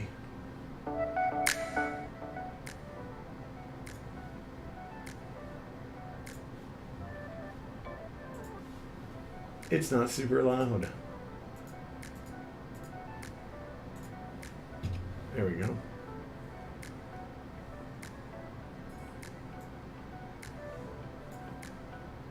Let me know if that is too loud or it gets too loud.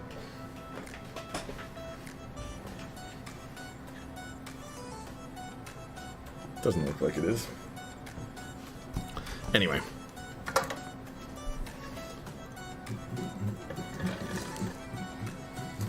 Let's get Switcher out of here too, huh?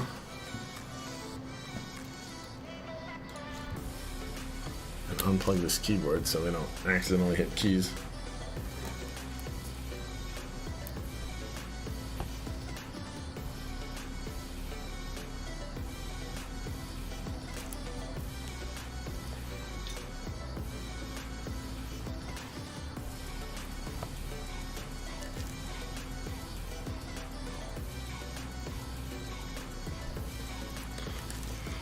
Oh yeah, we gotta do this.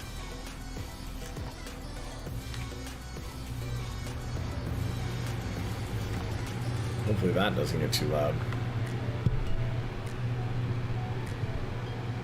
I think we managed to find an okay spot.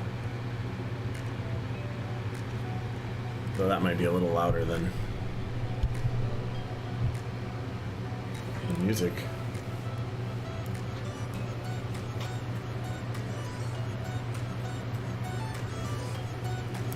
There we go. MyJax, okay. Had to load the stream on your phone in the middle of changing out your switches, lol, after trying out Browns, Blues, Box Royals, Kale, Speed Bronze, and Pink. You say your favorite are the Pinks. Speed Pale Blues. Oh, let me know how you like the Pale Blues.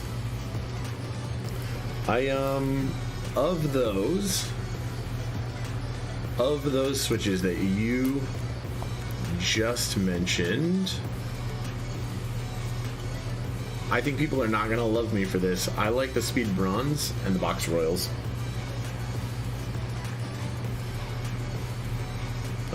People might not have a problem with this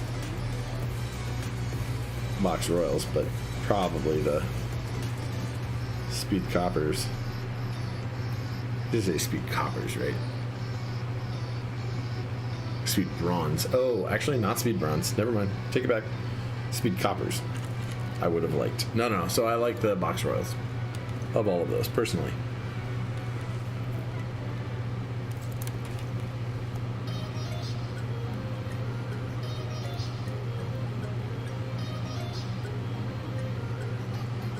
That's my jam there.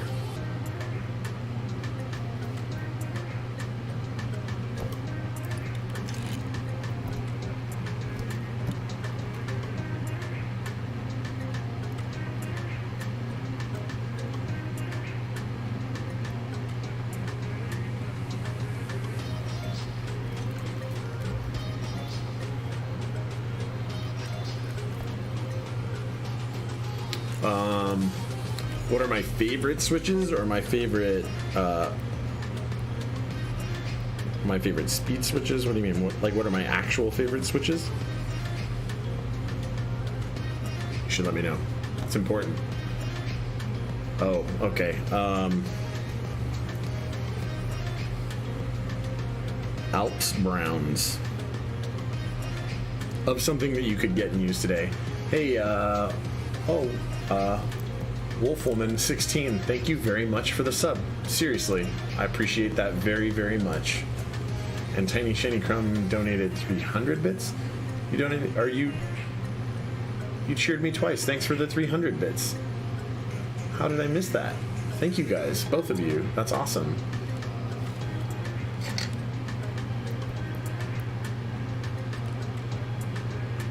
I am loving all of the support, guys. Thank you.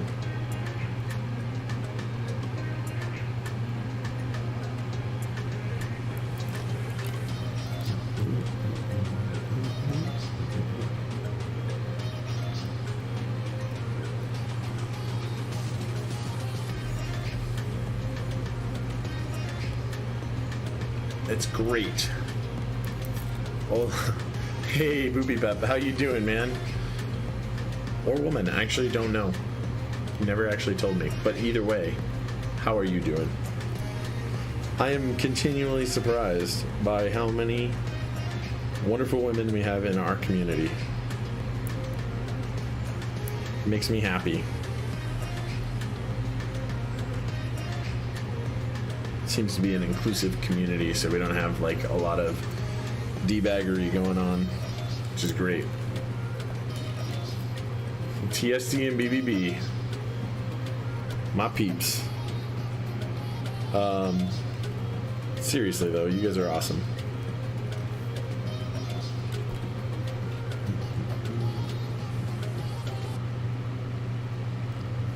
Oh yeah.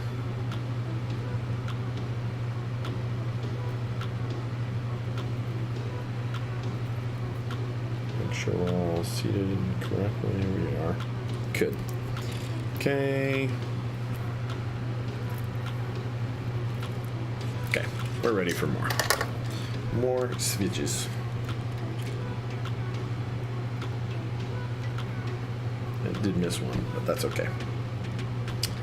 So anyway, why am I doing this upside down? Don't do that.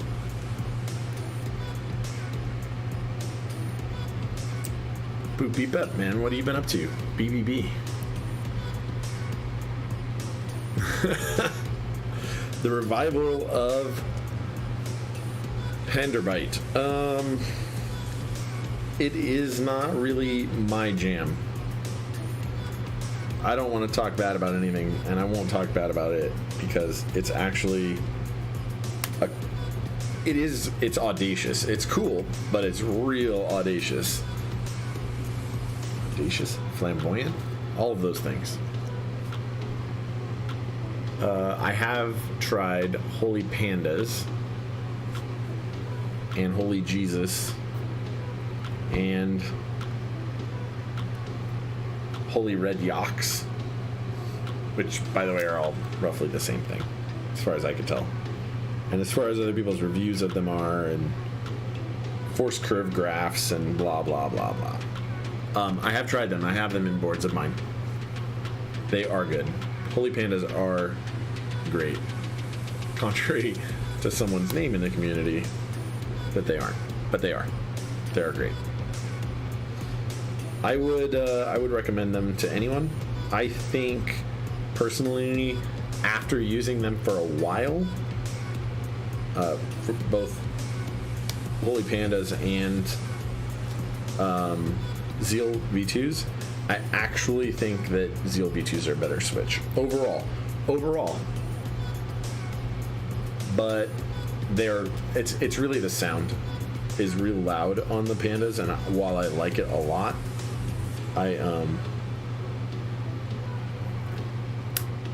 while I like that, I also recognize that that's not the best thing ever for some people. In some circumstances, like, I don't know, where there's other people around you.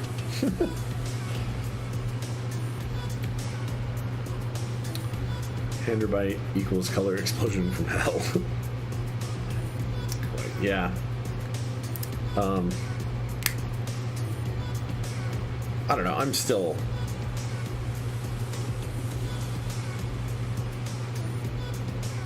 not gonna talk bad about it. It's just not my gig. Is it actually gonna come out? Seriously? Yeah, I was gonna say. Now you're sad you missed the V2 drop. The Zelios V2? No. Don't be sad about that. You can get Zelio V2s from Zeal's website. Those are not a mass drop made item. And I think he's only out of stock on one of the weights right now, and he's going to be restocking soon. I only know that because I ordered some for a customer build, and then he emailed me letting me know that there was some kind of a stocking issue, and it showed up, and then that he's not going to be able to fulfill it right now. I think that was 65 gram Zelio. No, or it might have been 67.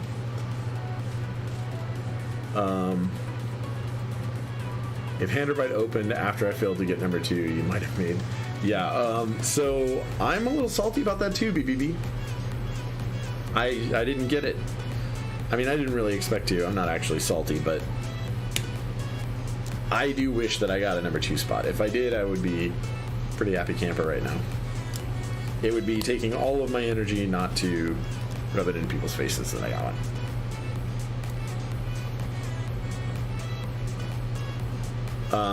Yeah, so the shipping is expensive. He is in Canada. So if you're in the States, it's expensive unless you buy $150 or more, in which case you get free shipping.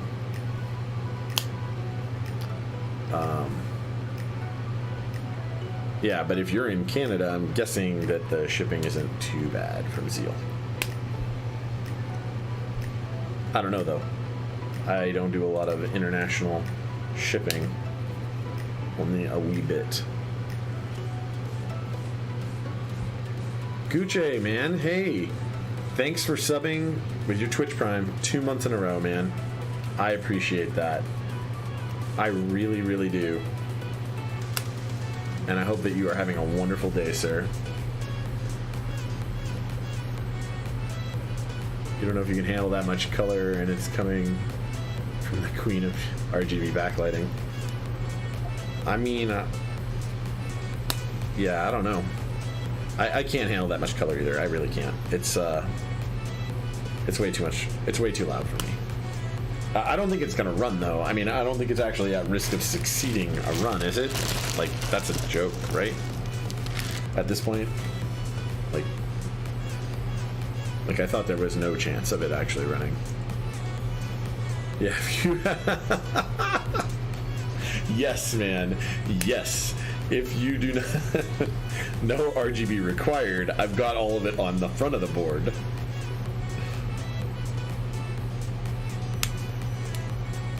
Don't worry, all the R's, the G's, and the B's are here now and forever. No power required.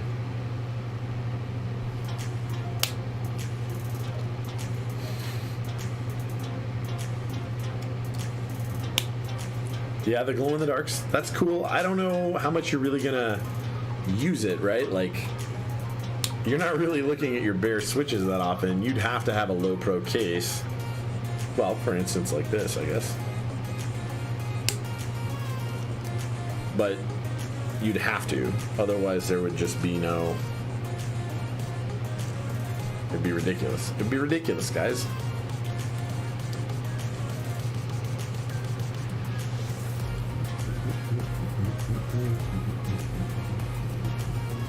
I think we heard this song earlier. Maybe we're back into a repeat cycle. I did play this list over and over again, so from different places, of course. Right, some like that. Yeah, and plus, I mean, it's only going to glow for so long, so when you walk up to your keyboard cold, it's not going to be glowing still like 12 hours later. Not noticeably, I would guess. Shipping is actually not bad. You have until the end of the month to decide. So we'll see if the 67... Is 67 what you're targeting? I mean, if that's not the weight you're targeting, then irrelevant. I think the best in the line are the 62s and the 78s, which is what these are. 78s. I think the 60... I mean, I hate to just be agreeable with the other people reviewing them, or having reviewed them, but I think they're actually right. The 78s are wonderful, though I like heavy switches. And the 62s are pretty great too. Like,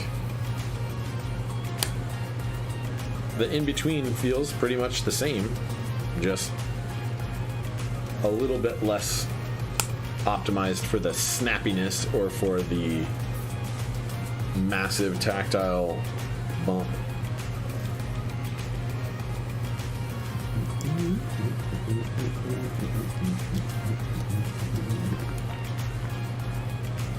If you want to wait for the lowest price, you have to wait for the next time it goes up on group by pricing. Yes, that's very true. So right now you'll be paying like $1 a switch, and when he does the next GB, it might go down. What were they the first round of V2? Was it 75 cents a piece? I don't know. I bought a bunch when it was at that price.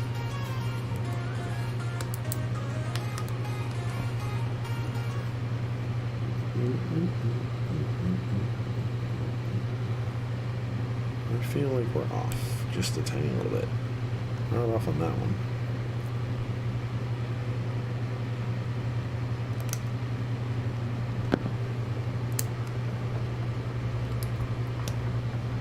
I think I checked it out.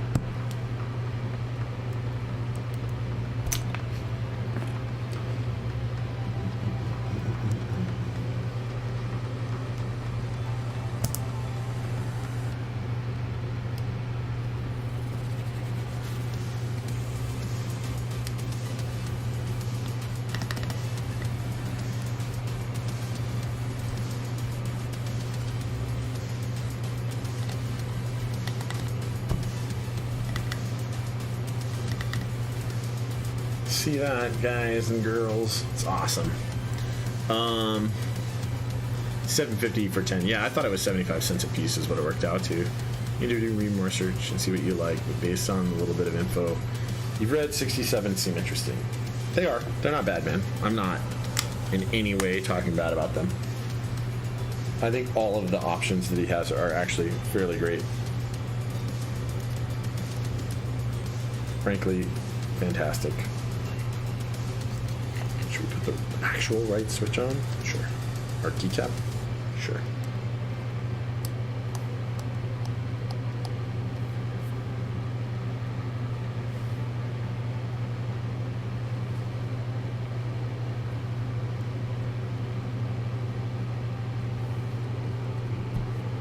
Can't get one closer, can we? I don't think so. Oh, we're in the same one. It's like I'm fairly certain we can't get closer.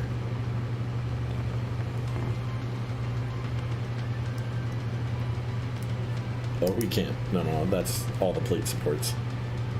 Roger Dodger.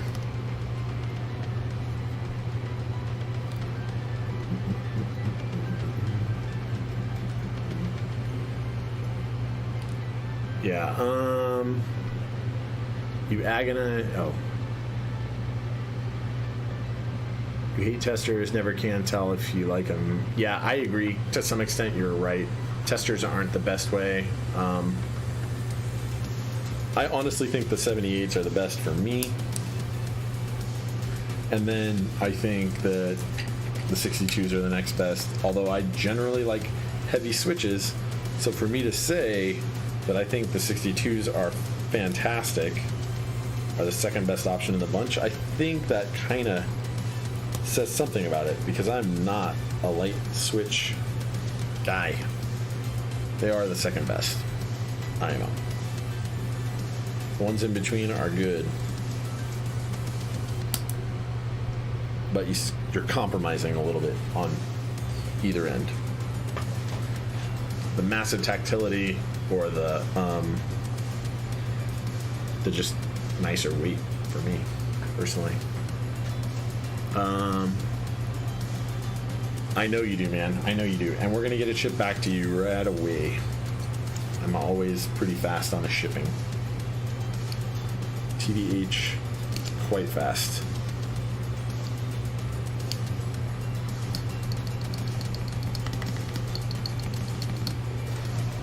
We'll just quiet that down for a minute. Hold on one sec. I'm gonna mute this.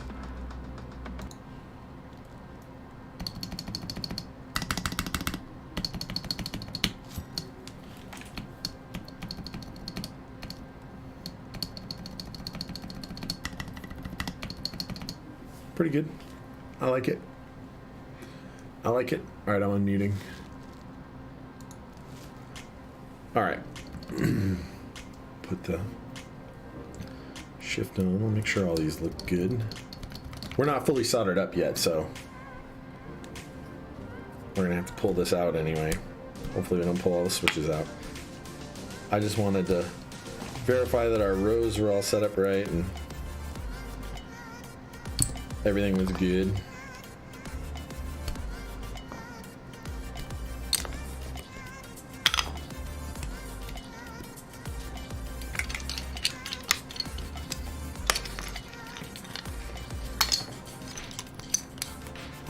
So we had to do not step caps lock, gravity and irony. Just FYI, you do not have a stepped caps lock key, which is what was in the layout that you showed me.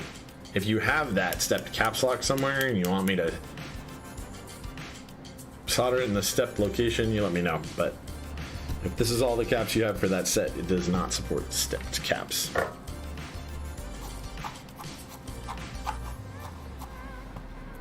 Want to make sure you knew. Tried to mention it earlier, but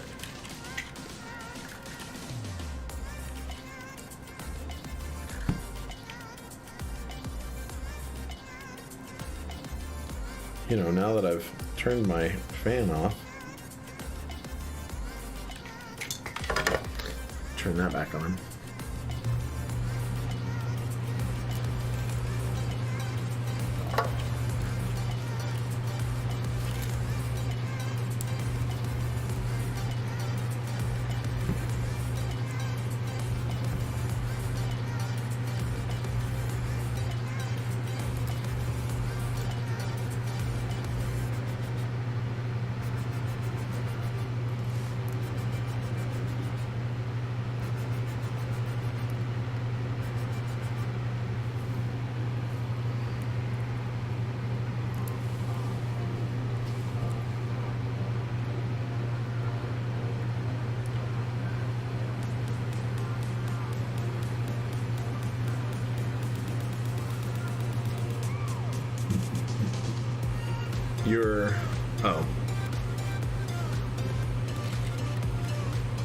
Oh yeah, man, no problem. I understand. And you know, the funny thing is I have a feeling, based on what I was saying earlier, you may decide to go with the other case over the TEX anyway. And I'll show you why. It's actually because the LEDs on this interfere with the TEX case. Now, 3 of the screws that came with the other case are actually long enough to make it fit correctly into the case anyway, but you can't tack like all of the mounting points down in the TEX case because I don't have enough long screws for you. I may have some spares in the little jar that I have, but I'm not sure. But of the screws that came with it, definitely not. It also may, we'll see when we put caps on it, some of the caps on, if it looks right in that TEX case, because it's going to sit just a little bit higher in that case because of that interference, because there's ribs on the inside of the case.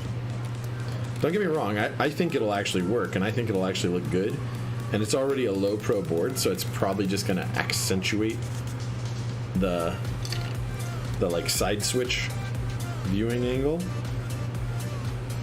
But I like the color on the TEX a little bit more though.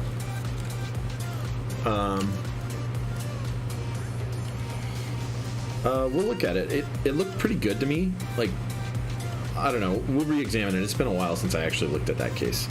I'll pull it out though, and I'll show it on the other camera, which is higher quality. This camera is good, but that camera is better. And I mean, they're both 1080p, but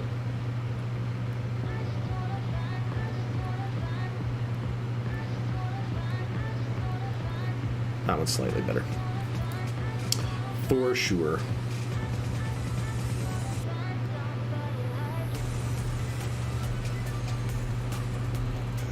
I'll show you on here, actually. Now that I'm thinking about it, even though that's higher quality, that's a much higher focal length lens, so it's going to be further away. This, you can get right up in on it.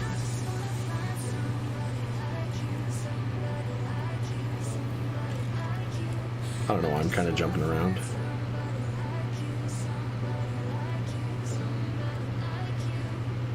to make it exciting. Probably why.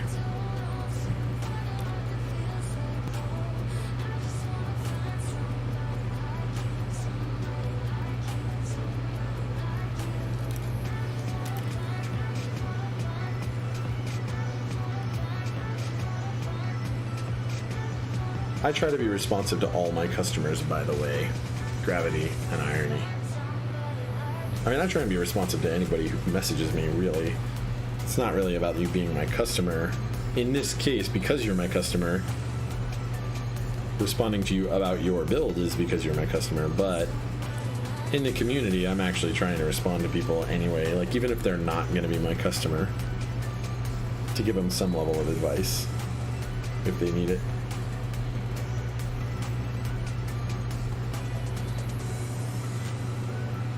I fall deep into my hobbies. Pretty much every hobby I've ever been in. I fall deep and fast for them. And then when I'm done with them, I'm pretty much done, complete. I may come back to them a while later. I have a bunch of recurring hobbies, but I don't know. I really like this hobby.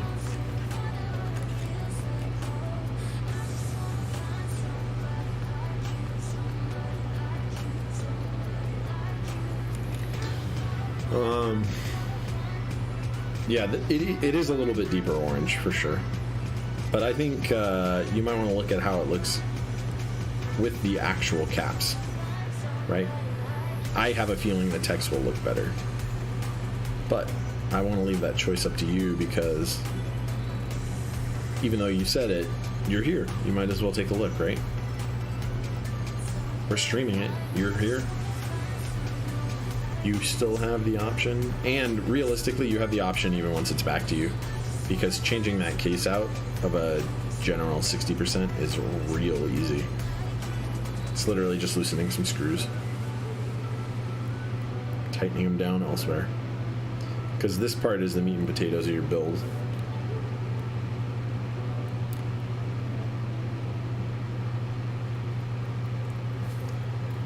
We're actually almost done with that.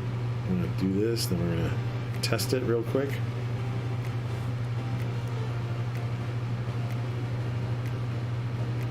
Luckily, it interferes on the LEDs themselves, so they're not like going to short out or anything against the metal case.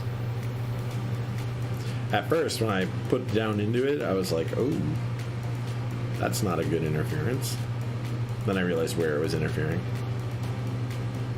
Purely non-problematic.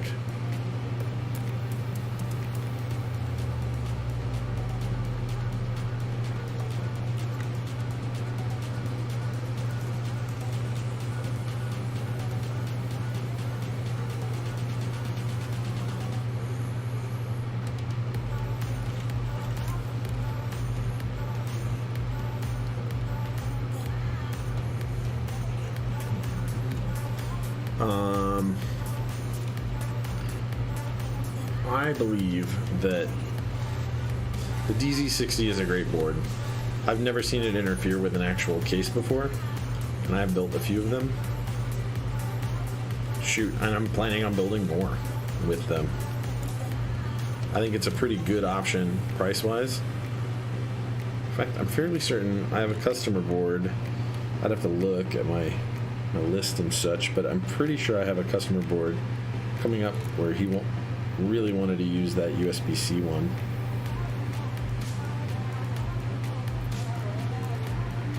And I'm excited to see that one in person too.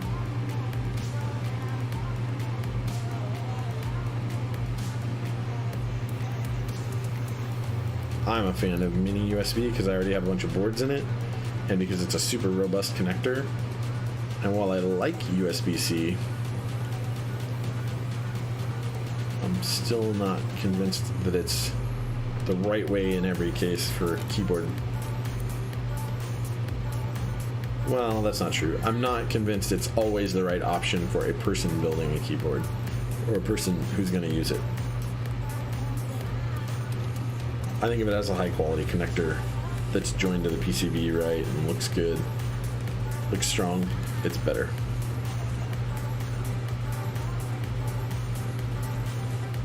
But because there are so many boards out there that use Mini, and Mini's a robust connector, I think if you're just getting into the hobby, USB-C is fine, but you may end up with a Mini cable no matter what, like a decent Mini cable no matter what the case is.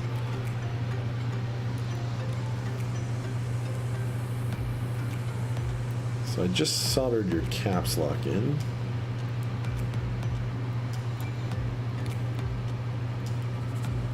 I could always undo that though if you... It sounds like you don't have it. Dude. Tantrum, yes, man. Hey, but it was a good build, and in the end, I like it. But that's not really the person that matters about liking it, right? Am I right? It's not if I like it or not.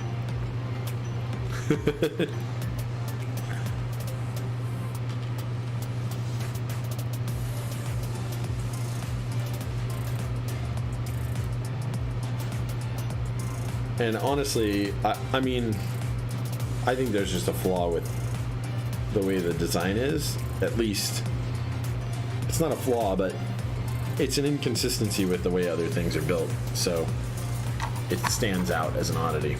I'm glad to hear that you're loving it and that you're using it now. That actually really makes me happy. I love it when I get feedback from customers. Even if it's like, hey, this thing, I don't like it that much, or whatever, I want to change, or... Like, if that's the way they're feeling, I want to know. I want to know how my customers are doing with their boards.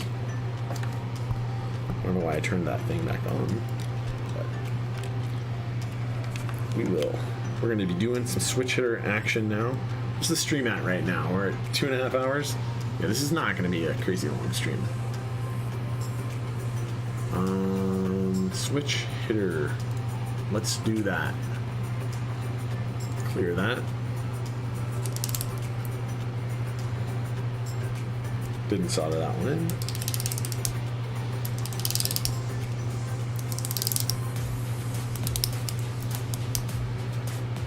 Okay. W. Wow, I missed 2 switches. W and plus. And then I'm going to make sure these are there just because. Yep. Plus and W. Not signed, not soldered. Okay. Good thing I left that on, huh?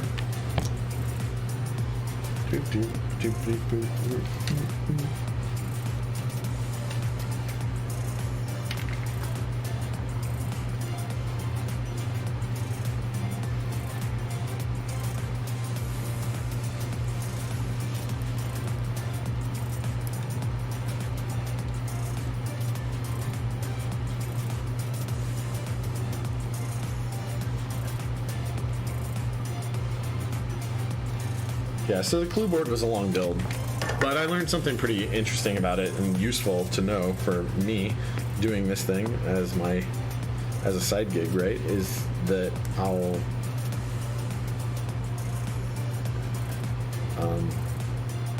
yeah, and those are soldered in. They're just not programmed.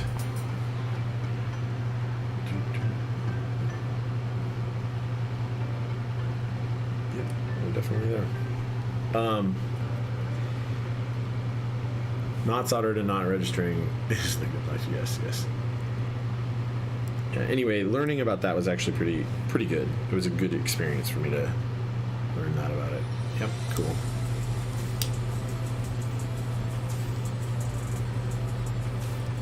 Okay, cool. This is lighting controls. Oof, so bright. Those, I don't know what the other ones are, but that's obviously it. What do we have here?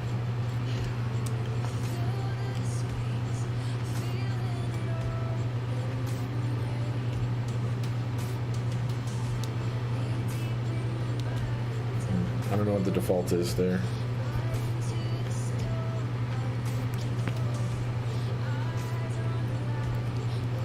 Oh, so What would be?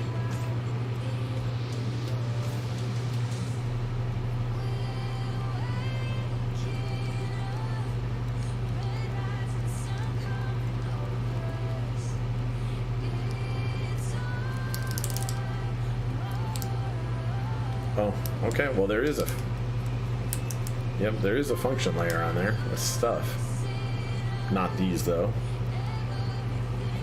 Weird. Okay. Didn't know there was two. Anyway. Soldered and not registering is the question mark life. Yes, it is. Yes, it is. Okay, so this is done, man. This build, with the exception of putting your keycaps on and soldering it in. So if I recall correctly, it's that one, and that one that I have the long screws in. So if you want to use the TEX case, you're only necessarily going to get those 3 screw holes in, not some of the others. It's enough to secure it, but because there's space under the rest of the PCB, I mean, it'll actually be pressing against the ribs in the case against these LEDs. These ribs and this rib specifically. Yep, it was definitely faster to get those pale blues in than it was to do this one, huh? Yep, so if we build it like this, this is what you can expect. You will see that plate being a little uneven with the TEX specifically. Although, I don't know how much you'll actually see that because it's an orange plate in an orange case. But it'll be all around, actually. It's both sides. So,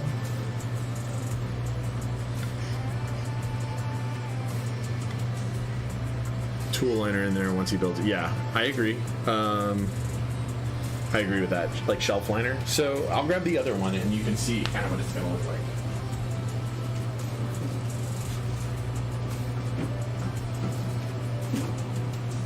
Make sure no address is shown or anything.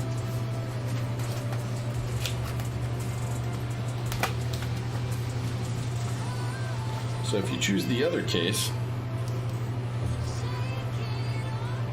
right? So I think that color's better and the finish is nicer on the TEX. This is a GH60, it looks like. Case. So there's feet for this one too, just like this one. So it's a deeper orange. This is showing some more sun, some more shine. But there, that's the color difference. That's a good way of putting it. This probably matches the actual plate fairly well, color-wise. It does. It's a pretty good match. And the screws are actually in here, some of them. Well, maybe I can... Maybe if these screws are longer, I can harvest more of them. In any event, I'll remove them real quick.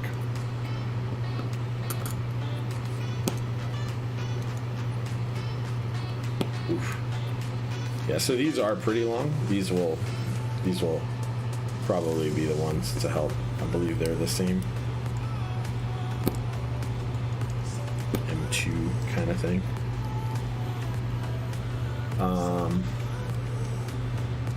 Loving that color. Yeah, man, it's really nice. Color is great. I like the other one more a little bit, the deeper TEX orange than this GH60 color.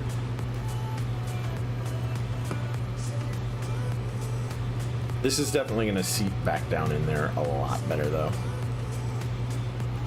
But I want to give you the opportunity, right, to actually see which one you want more.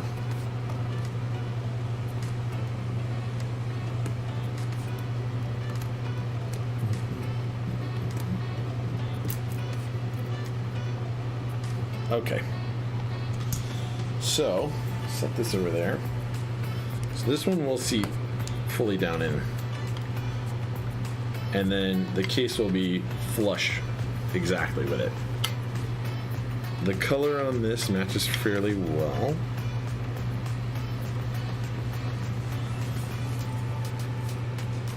I can put its feet on, obviously, too. And that's what you'll see on the side. But to be frank, you're not going to be looking at it from the side. You're going to be looking at it from the top.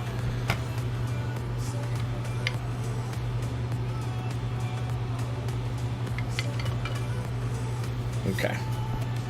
Back to the text. See what we get. See that difference again real quick. So you're super aware. Make the right decision. You will see the side of the plate just a tiny little bit above.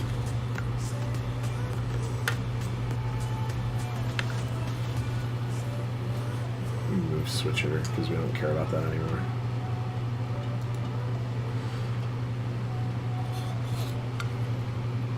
And you do actually see it on all four sides.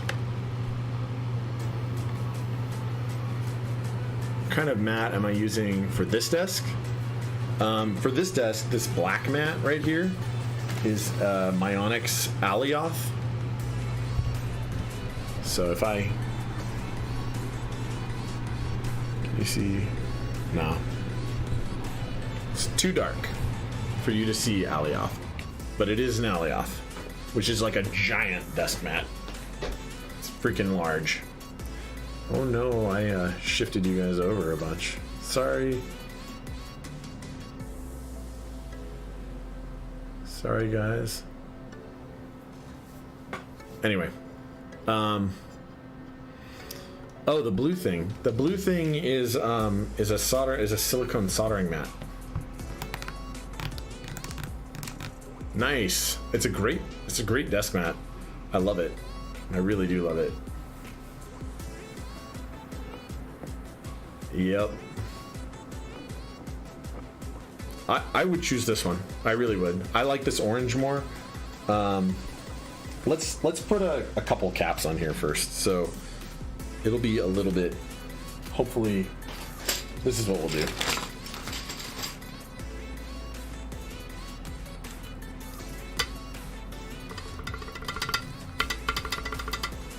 Because that's the color that you're actually matching to. So if you look, there is a little bit more contrast in that orange than there is in this orange.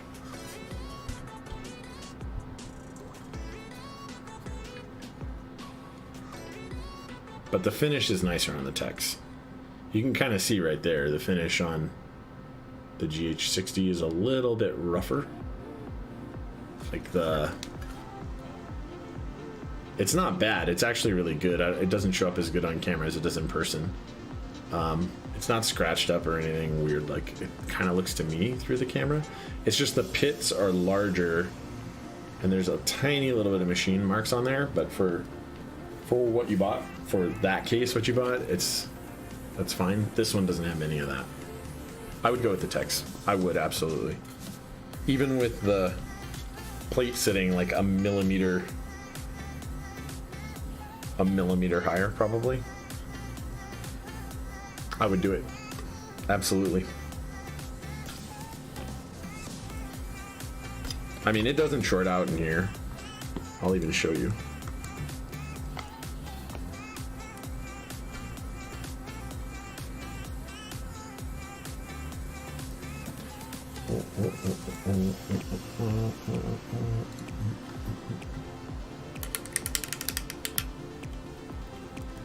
Sorry, didn't hit that one hard enough.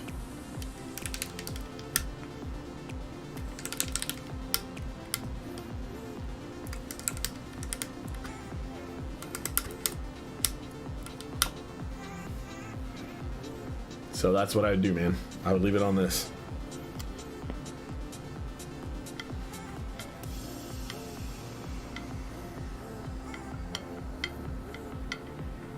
Yep, you can always change it. You really can. You're just going to want to probably use these same screws. I think these screws are the long ones, just like the 3 extras that came with. It's not causing any mechanical issues at all. They aren't magnetic though, which is super irritating. They are very mildly magnetic.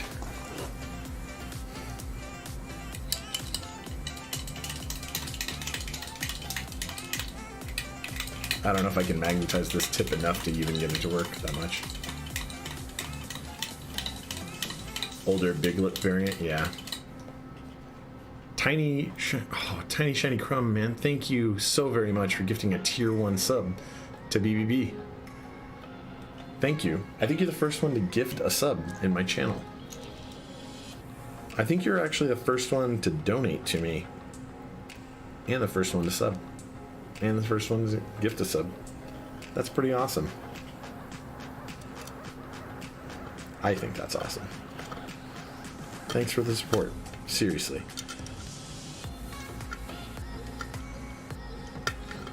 I've got good supporters, some good regulars, and hopefully fostering a good community overall. I think we are.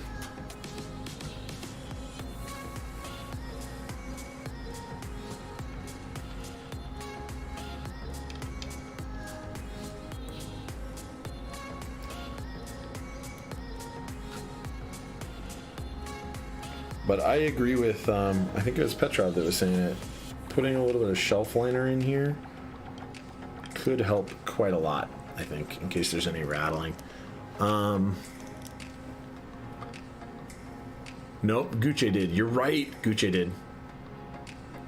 No, did he? Yeah, you're right. Gucci did. You should be in. Yeah, so relaxing. Thank you so very much. That's actually a really good compliment. I hope it is. Keeb ASMR, yep. Wait till we type with it. Aww. This is the worst part of tray mount builds. Okay. I know how to do this. It's just irritating.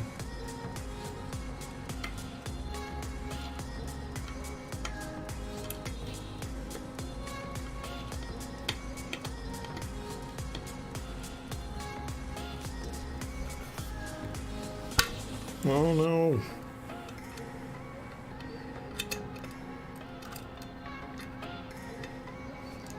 All right, fine. All right, fine.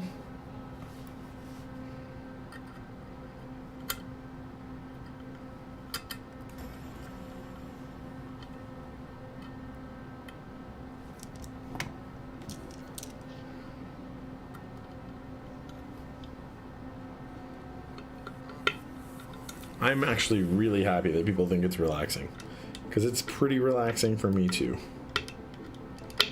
The actual building, super relaxing.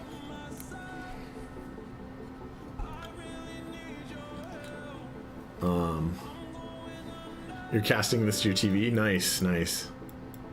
You never do Twitch streams, but you're totally casting this to your TV while chilling out with some tea. Thank you, guys. I'm happy that I can provide that. Ooh. That looked like it went right where I wanted it anyway.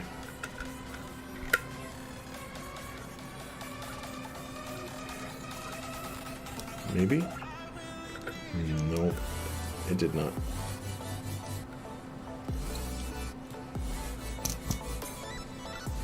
Just a little off center.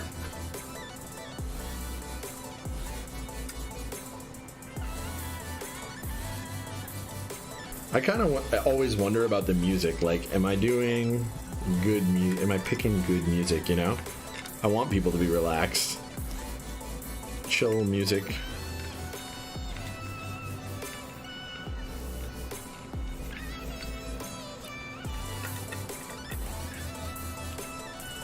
This screw just barely long enough to bite. There it goes. You have to like push down on the middle of the case to get it to flex enough to allow that one to bite. So I mean, this is a tray mount build, so it's supposed to be pretty firmly fixed against the bottom anyway. It's kind of how tray mount builds work. It's actually one of the biggest gripes that people have about this kind of a build. sometimes is that it's, some people sometimes, that it's fairly rigid to type against. Which I personally think actually lends itself toward using heavier switches like this. Kind of prevent you from bottoming out all the time.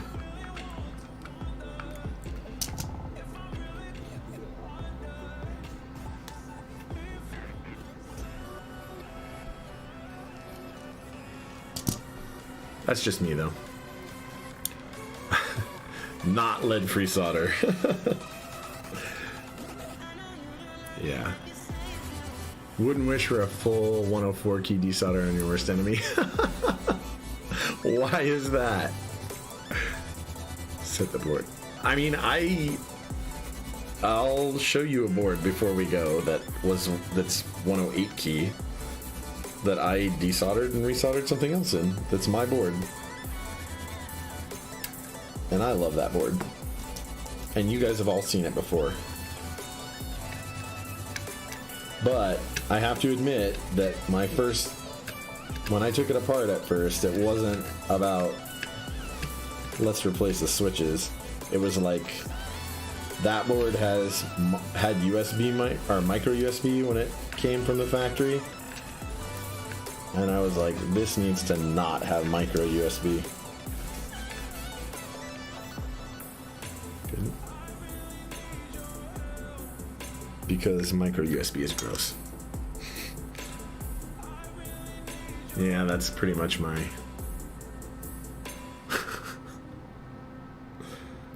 Man. So Fire City.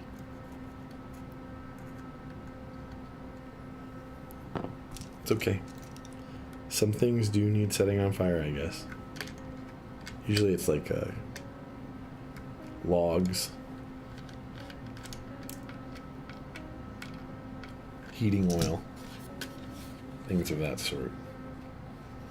Of that nature.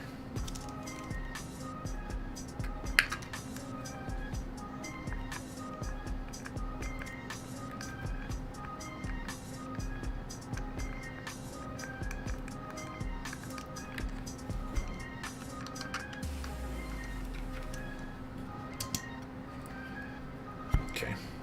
So now, with these keycaps on here,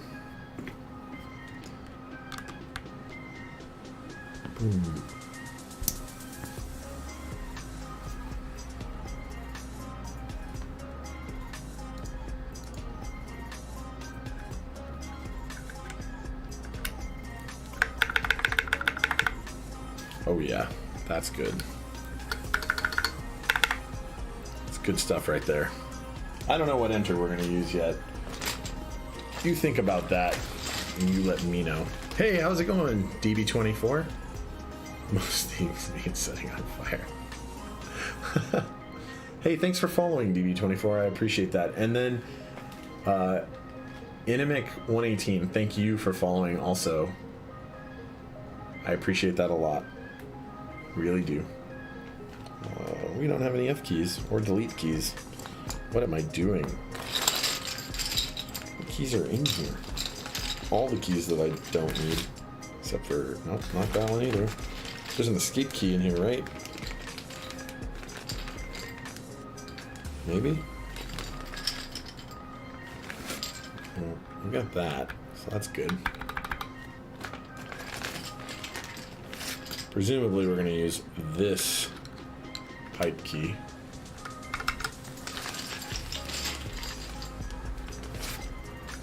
Not a white one.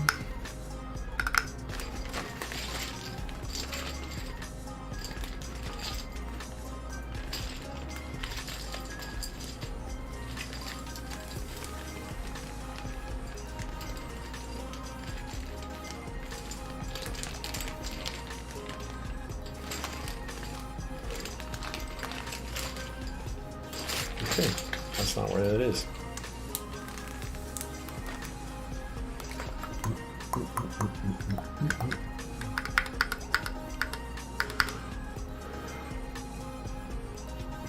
Just joining the stream late. What switches am I using? Yep, it's 78 gram Zelio V2s and a DZ60 and a DZ60. Great. They are great. Exactly the way they are.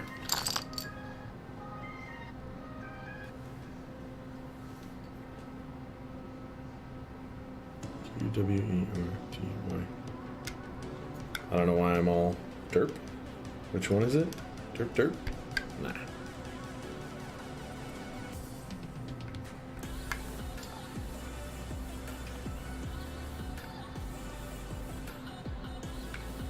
Ah! Ah! Where am I going?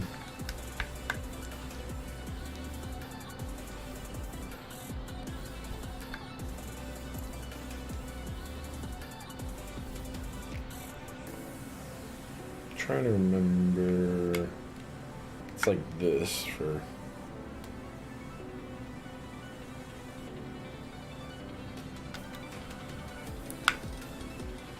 Yep, yep.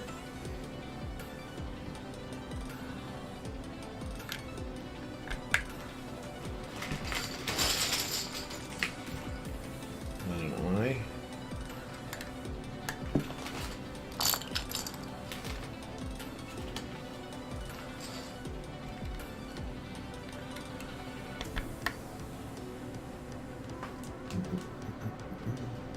So we had a.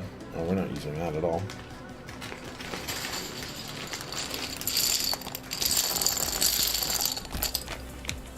Yeah, I think this was the right choice, personally.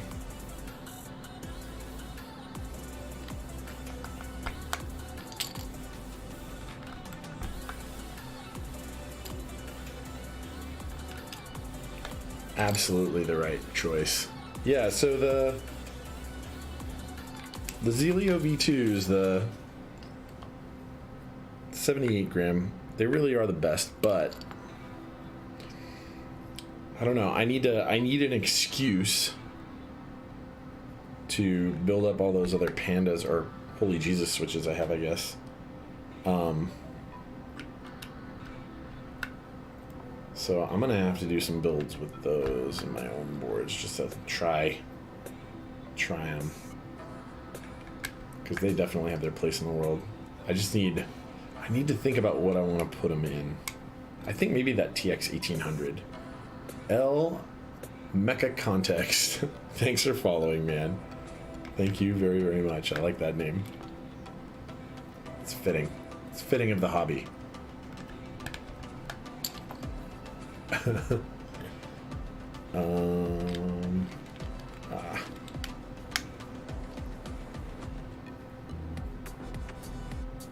Should be that one, right? Yep.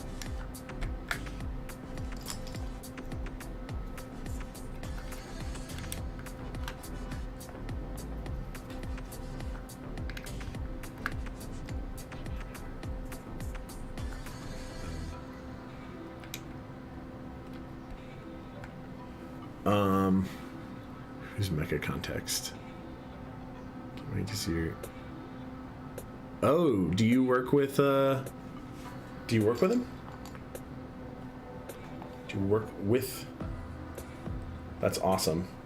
Oh, why are we doing this? You know what we are doing. This is the right move right here.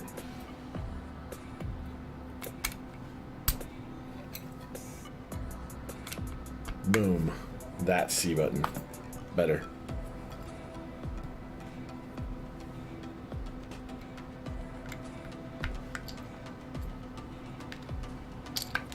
I should probably just go faster. Get this actually together.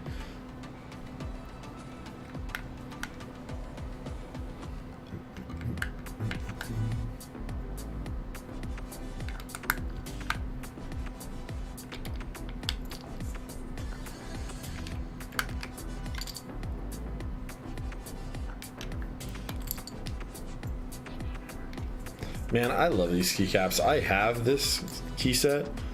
I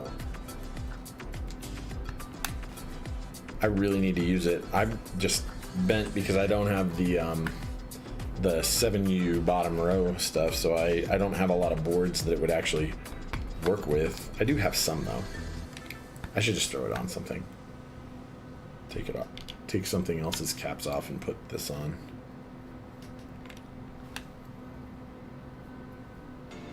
Nope.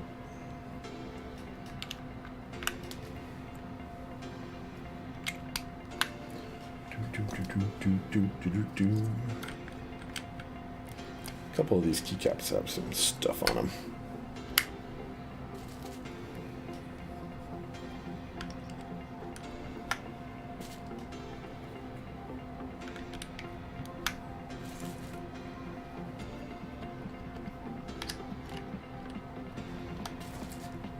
They need a good cleaning.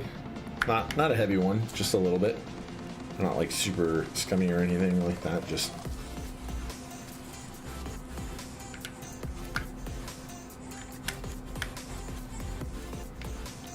I mean, that's not what this is right now, so I'm gonna throw this on there.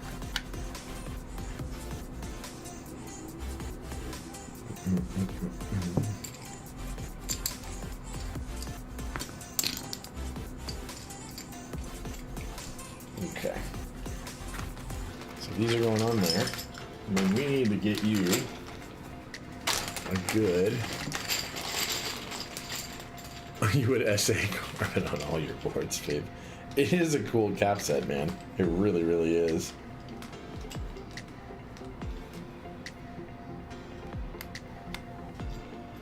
Nah, that's not the one that goes on there. This is the one that goes on there.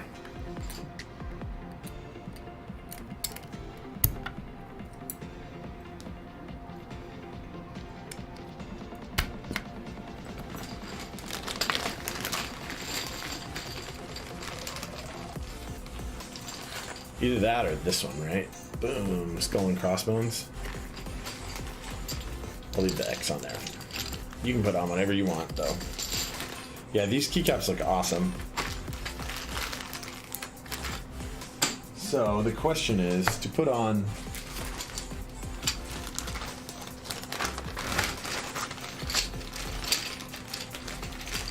Oh, that's a numpad kit. You have the numpad kit for yours, that's cool. I don't know if I have the numpad kit for mine. Even do not. Here's the right one, I believe. It's one of these two. I think you use this one.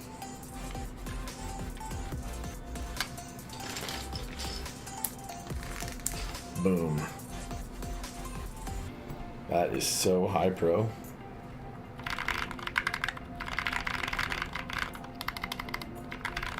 Ooh, it sounds so good too.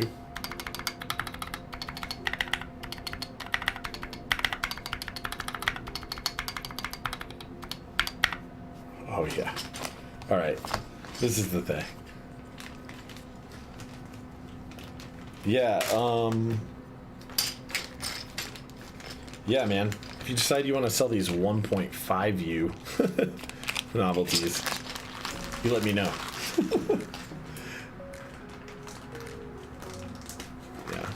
It's cool, man. I like it. All right, so let's move this over to the other station. How about that? I like that idea. I do. Quite a lot.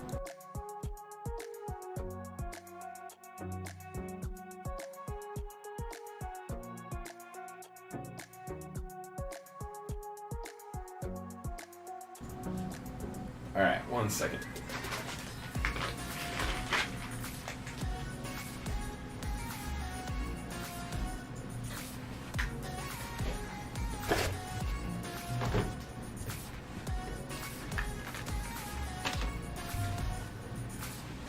Grab my water.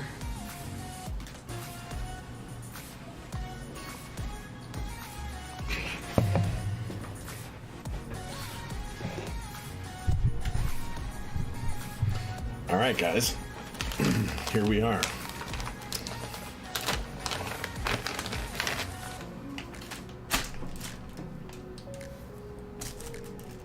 Some screws for your other case. Let's get rid of this thing. Not required.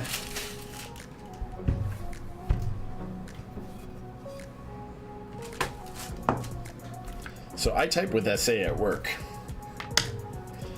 FYI.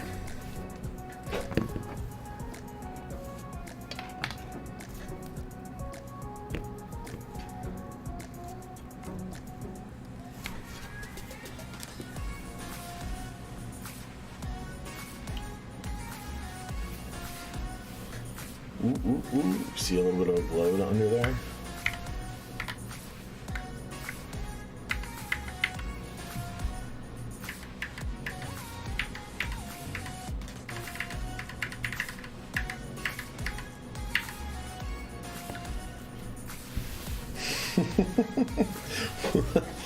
We won't do the glamour shots with that on there. But, alright. Let's silence that for a second and we'll listen to this just a little bit.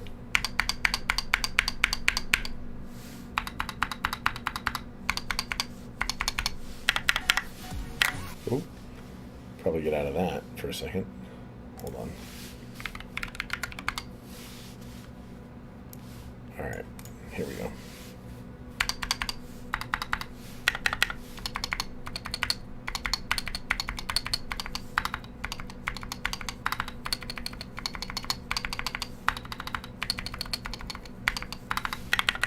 Yeah, I think it was a good call. Band-Aids, by the way.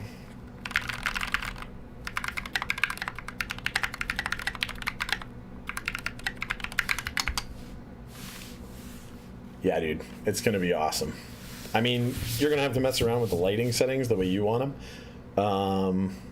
And then I don't know what to map this thing to, I guess, but I'll play with that. But here, let's try this out for a second. I guess we should do a 10 fast fingers. See what we get.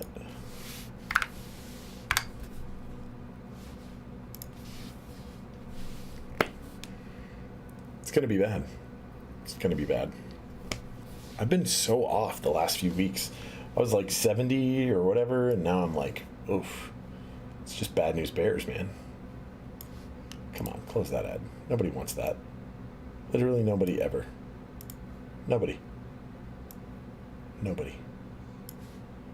Alright. Band-Aid mod is the best thing to happen to keyboards in a while. That's spacebar though. Yeah. Alright. I actually kind of need to move this over to where I can see it. Oh, redo.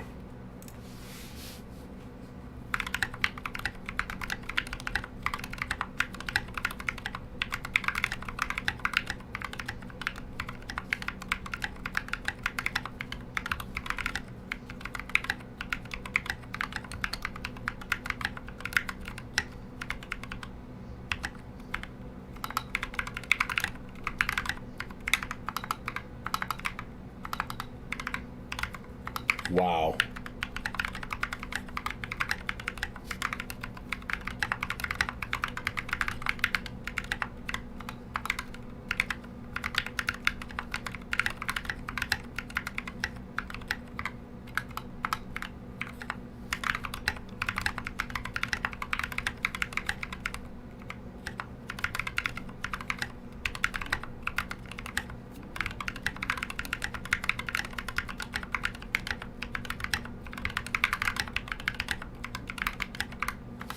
Bad. Par for the course lately. Par for the course lately, guys. Anyway, I like this board, man. I do. And it sounds like you're no fool. You know how it works. So if you want to, you didn't give me a bunch of like JSON or anything for the different layers, but if you want to modify the layers and stuff like that, if you have any problems, let me know. Yeah, I like it. I like it a lot. It's very, very nice. It really, really, really is.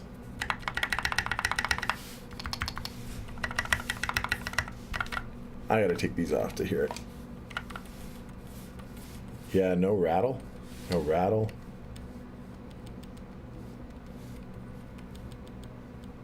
Here, just a tiny little bit of stabilizer stuff there. It's not rattle though, it's just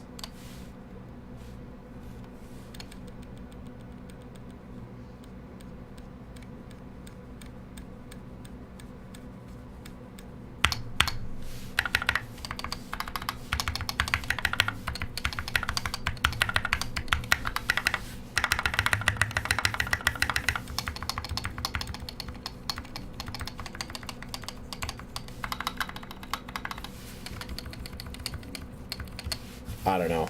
I love it. It's great. It looks great. Sounds great. There's really nothing bad about this board, man. It's super awesome. Galactastic. Seriously pretty board. Yes. Yeah, I'll get it packaged up real quick and sent off to you. Pretty good about that usually. So I hope you love it, man. I really do. And before we go, we are going to weigh it. I need to remember to do this every time if I can.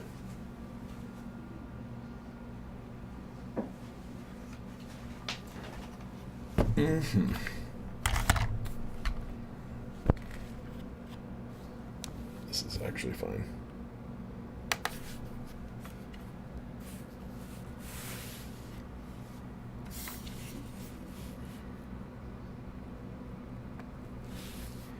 It weighs 1 pound, 9.1 ounces. I know you guys couldn't see that from that angle. I can do it on the other one. Oh no! Camera focus. I love it, guys.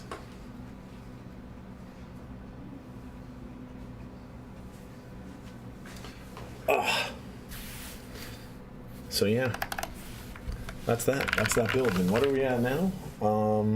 3 hours, 16 minutes. I think we're right on par, man. This is a good timing. Also, look, I have something on my desk that matches the desk mat that I have. What?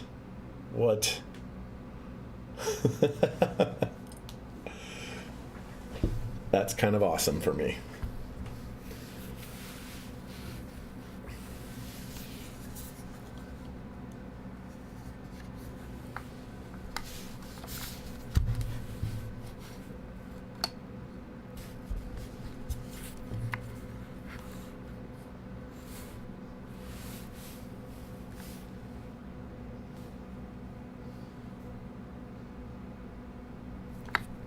Yep. So if anybody has any questions or anything, feel free to let me know. I will gladly answer them.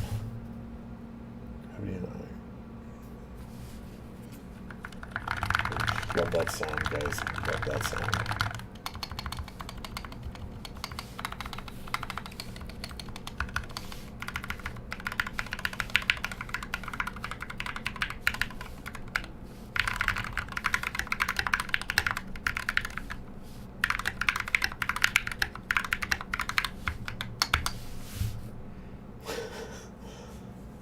Getting any new keycaps. So, getting 9s, getting, wait. 9s, yes. Waves, yes.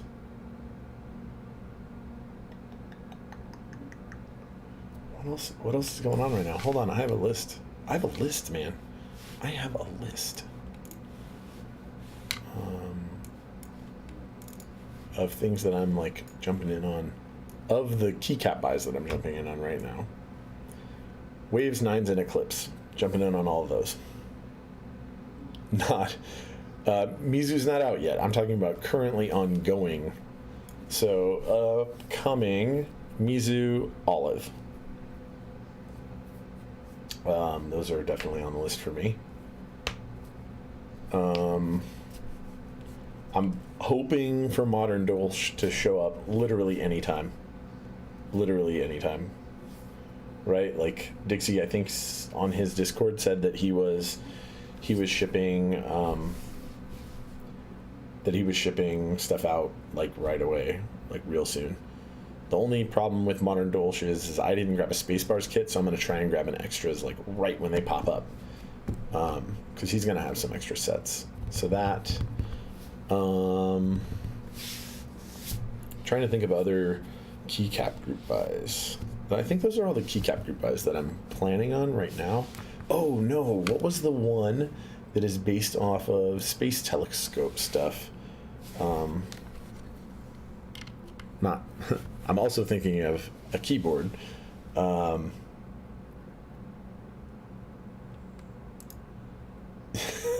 Yes. What is it actually called? He specifically didn't want it called that, but You're voting on Symbiosis SA. That's actually really cool.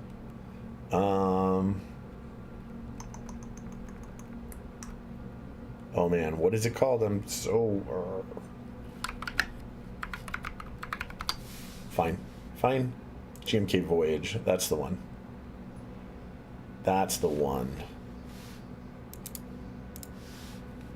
All right. So, open this.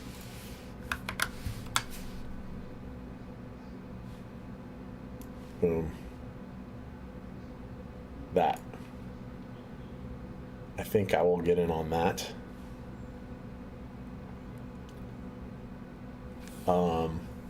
Spent a lot of time gaming. You have to stay away from SA.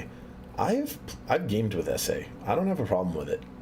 It's a little bit difficult when it's really high up like this, because this is pretty high.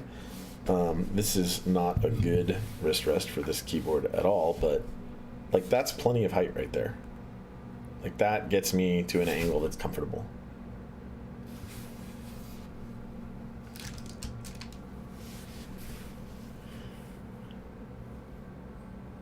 Yeah, I've heard that. I think to each their own, man. SA works fine for me. It really is. It really is personal preference. I'm not a lover of SA. I love the sculpted keycap set. You know, when you find an SA set that's all row 3, that's cool, I guess. But if I could find one that was all row 3 scooped, oh god, that'd be so good. I like SA. I don't have a problem with it. I like MT3 also more than this, in fact. R1 SA, just a whole board full of R1 SA, just no. But if I could find a whole board of like with legends, right? Because you can buy the blanks. But yeah, I think that would be a good way to do it. I love the way that they feel, the homing keys, or the scooped homing keys. I type like even max key SA. It's fine. Like the legends aren't perfect, and you can see that the injection molding doesn't leave perfect, like a really good finish sometimes. Like things get a little messed up. But I type with max key SA F22 at work. It's like what's on my daily driver work keyboard. And it's great. It's not my favorite thing in the world, but it's great for what I got to do with it. But then again, I don't know, I'm not a snob about it. I like a lot of the GMK sets like this, or let's find GMK waves. Well, Canon keys, right? So this, by the way,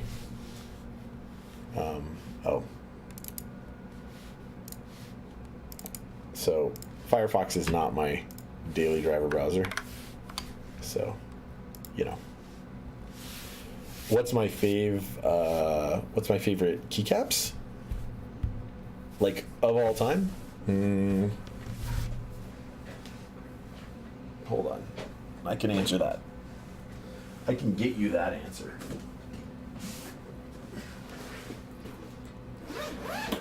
Like for the typing experience.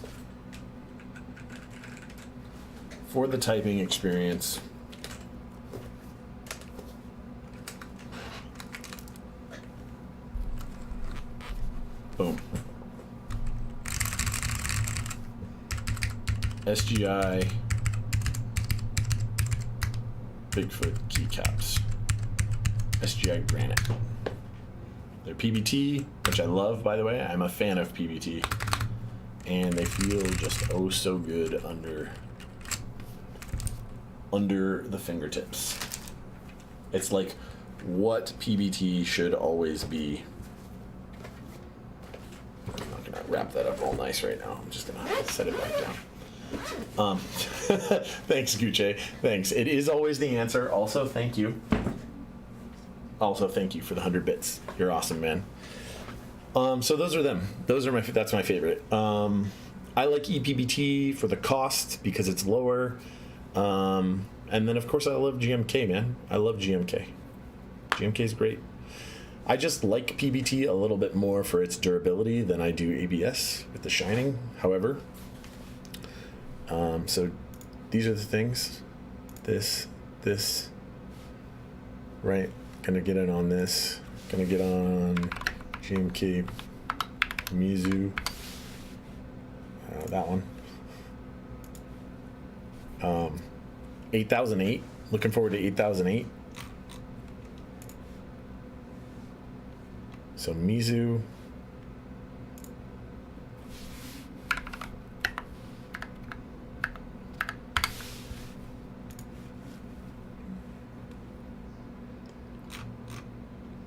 Let's get in on that.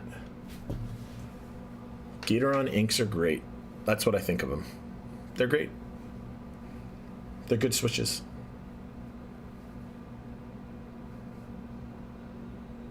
Touched a couple of them kind of recently. For the first time, actually. They're great. But I don't know. I mean, I don't know what your jam is, man. I don't know. If that's your kind of a switch, then that's the way to do. I think that my favorite switch is modern switch production right now. It does, man. It looks freaking great. I think the customer got a home run. Then again, I usually think most of my customers hit home runs. They don't build crappy looking boards. This is a nice one. You are going to need, I believe you will need a wrist rest. I would need a wrist rest with this. If you type a lot, you probably will. Again, this is not a good wrist rest for this, but it raises it the right amount for me.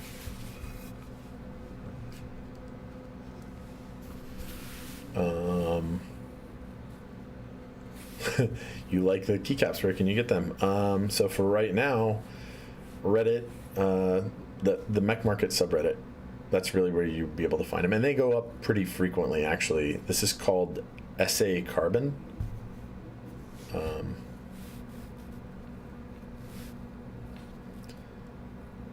Yeah, it won't be that hard to hunt them down, though. These go up pretty frequently. There's a lot of SA Carbon out there. Anyway, okay, so we're at about 3.5 hours, and the board's been built, and it looks good. It's been this way for a while. Oh, no, I want to address that, actually, before. Mech Market is not scary. And let me, give me 1 second. I'll show you how.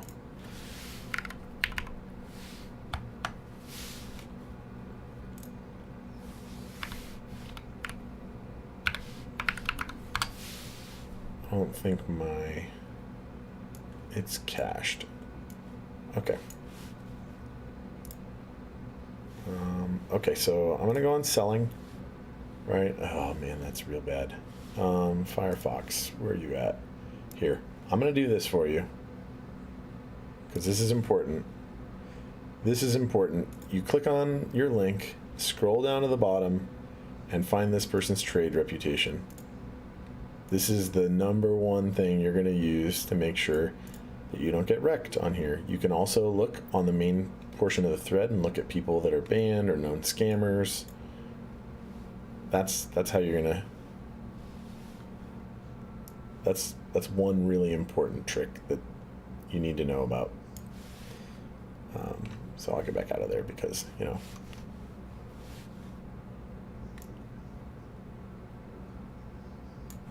Anyway. Yep. Have is H is have, W is want. So if you just go to that sidebar portion and click on selling when you go to the main part of the subreddit, that's going to get you into where people are actually just selling things, because they'll set their flair to selling, and that's honestly one of the best ways. As long as the person is at least one and is trustworthy, or how much rep.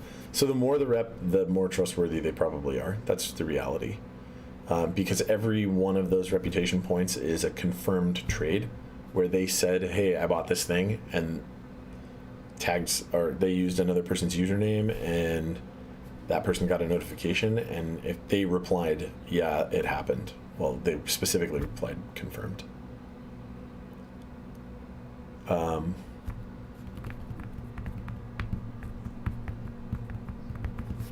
Yeah, I agree with that too.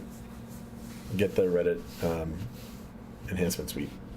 I don't use Firefox as my daily driver. That's actually why I have it bound to Windows here, because then none of my settings and stuff are for the most part up there. It's not gonna like autocomplete bank. Well, it wouldn't do that anyway, but it's not gonna like give you guys links that aren't basically keyboard related. Anyway, yep. I'm gonna go, but I wanted to make sure that everybody knew that this keyboard is freaking awesome. This TEX case is good. I probably wouldn't use something that has underglow on it if I did it again, or if a customer was going to do it again, I would probably just do top or backlighting in switch LEDs type stuff.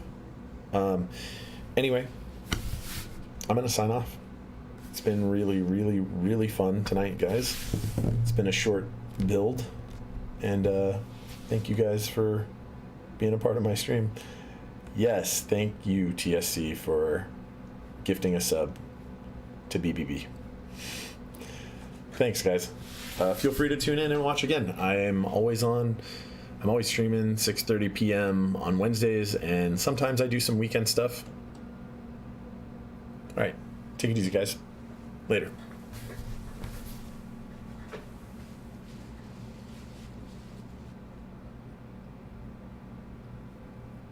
Thank you for following Fakumbi. Man, that name. Bye, guys.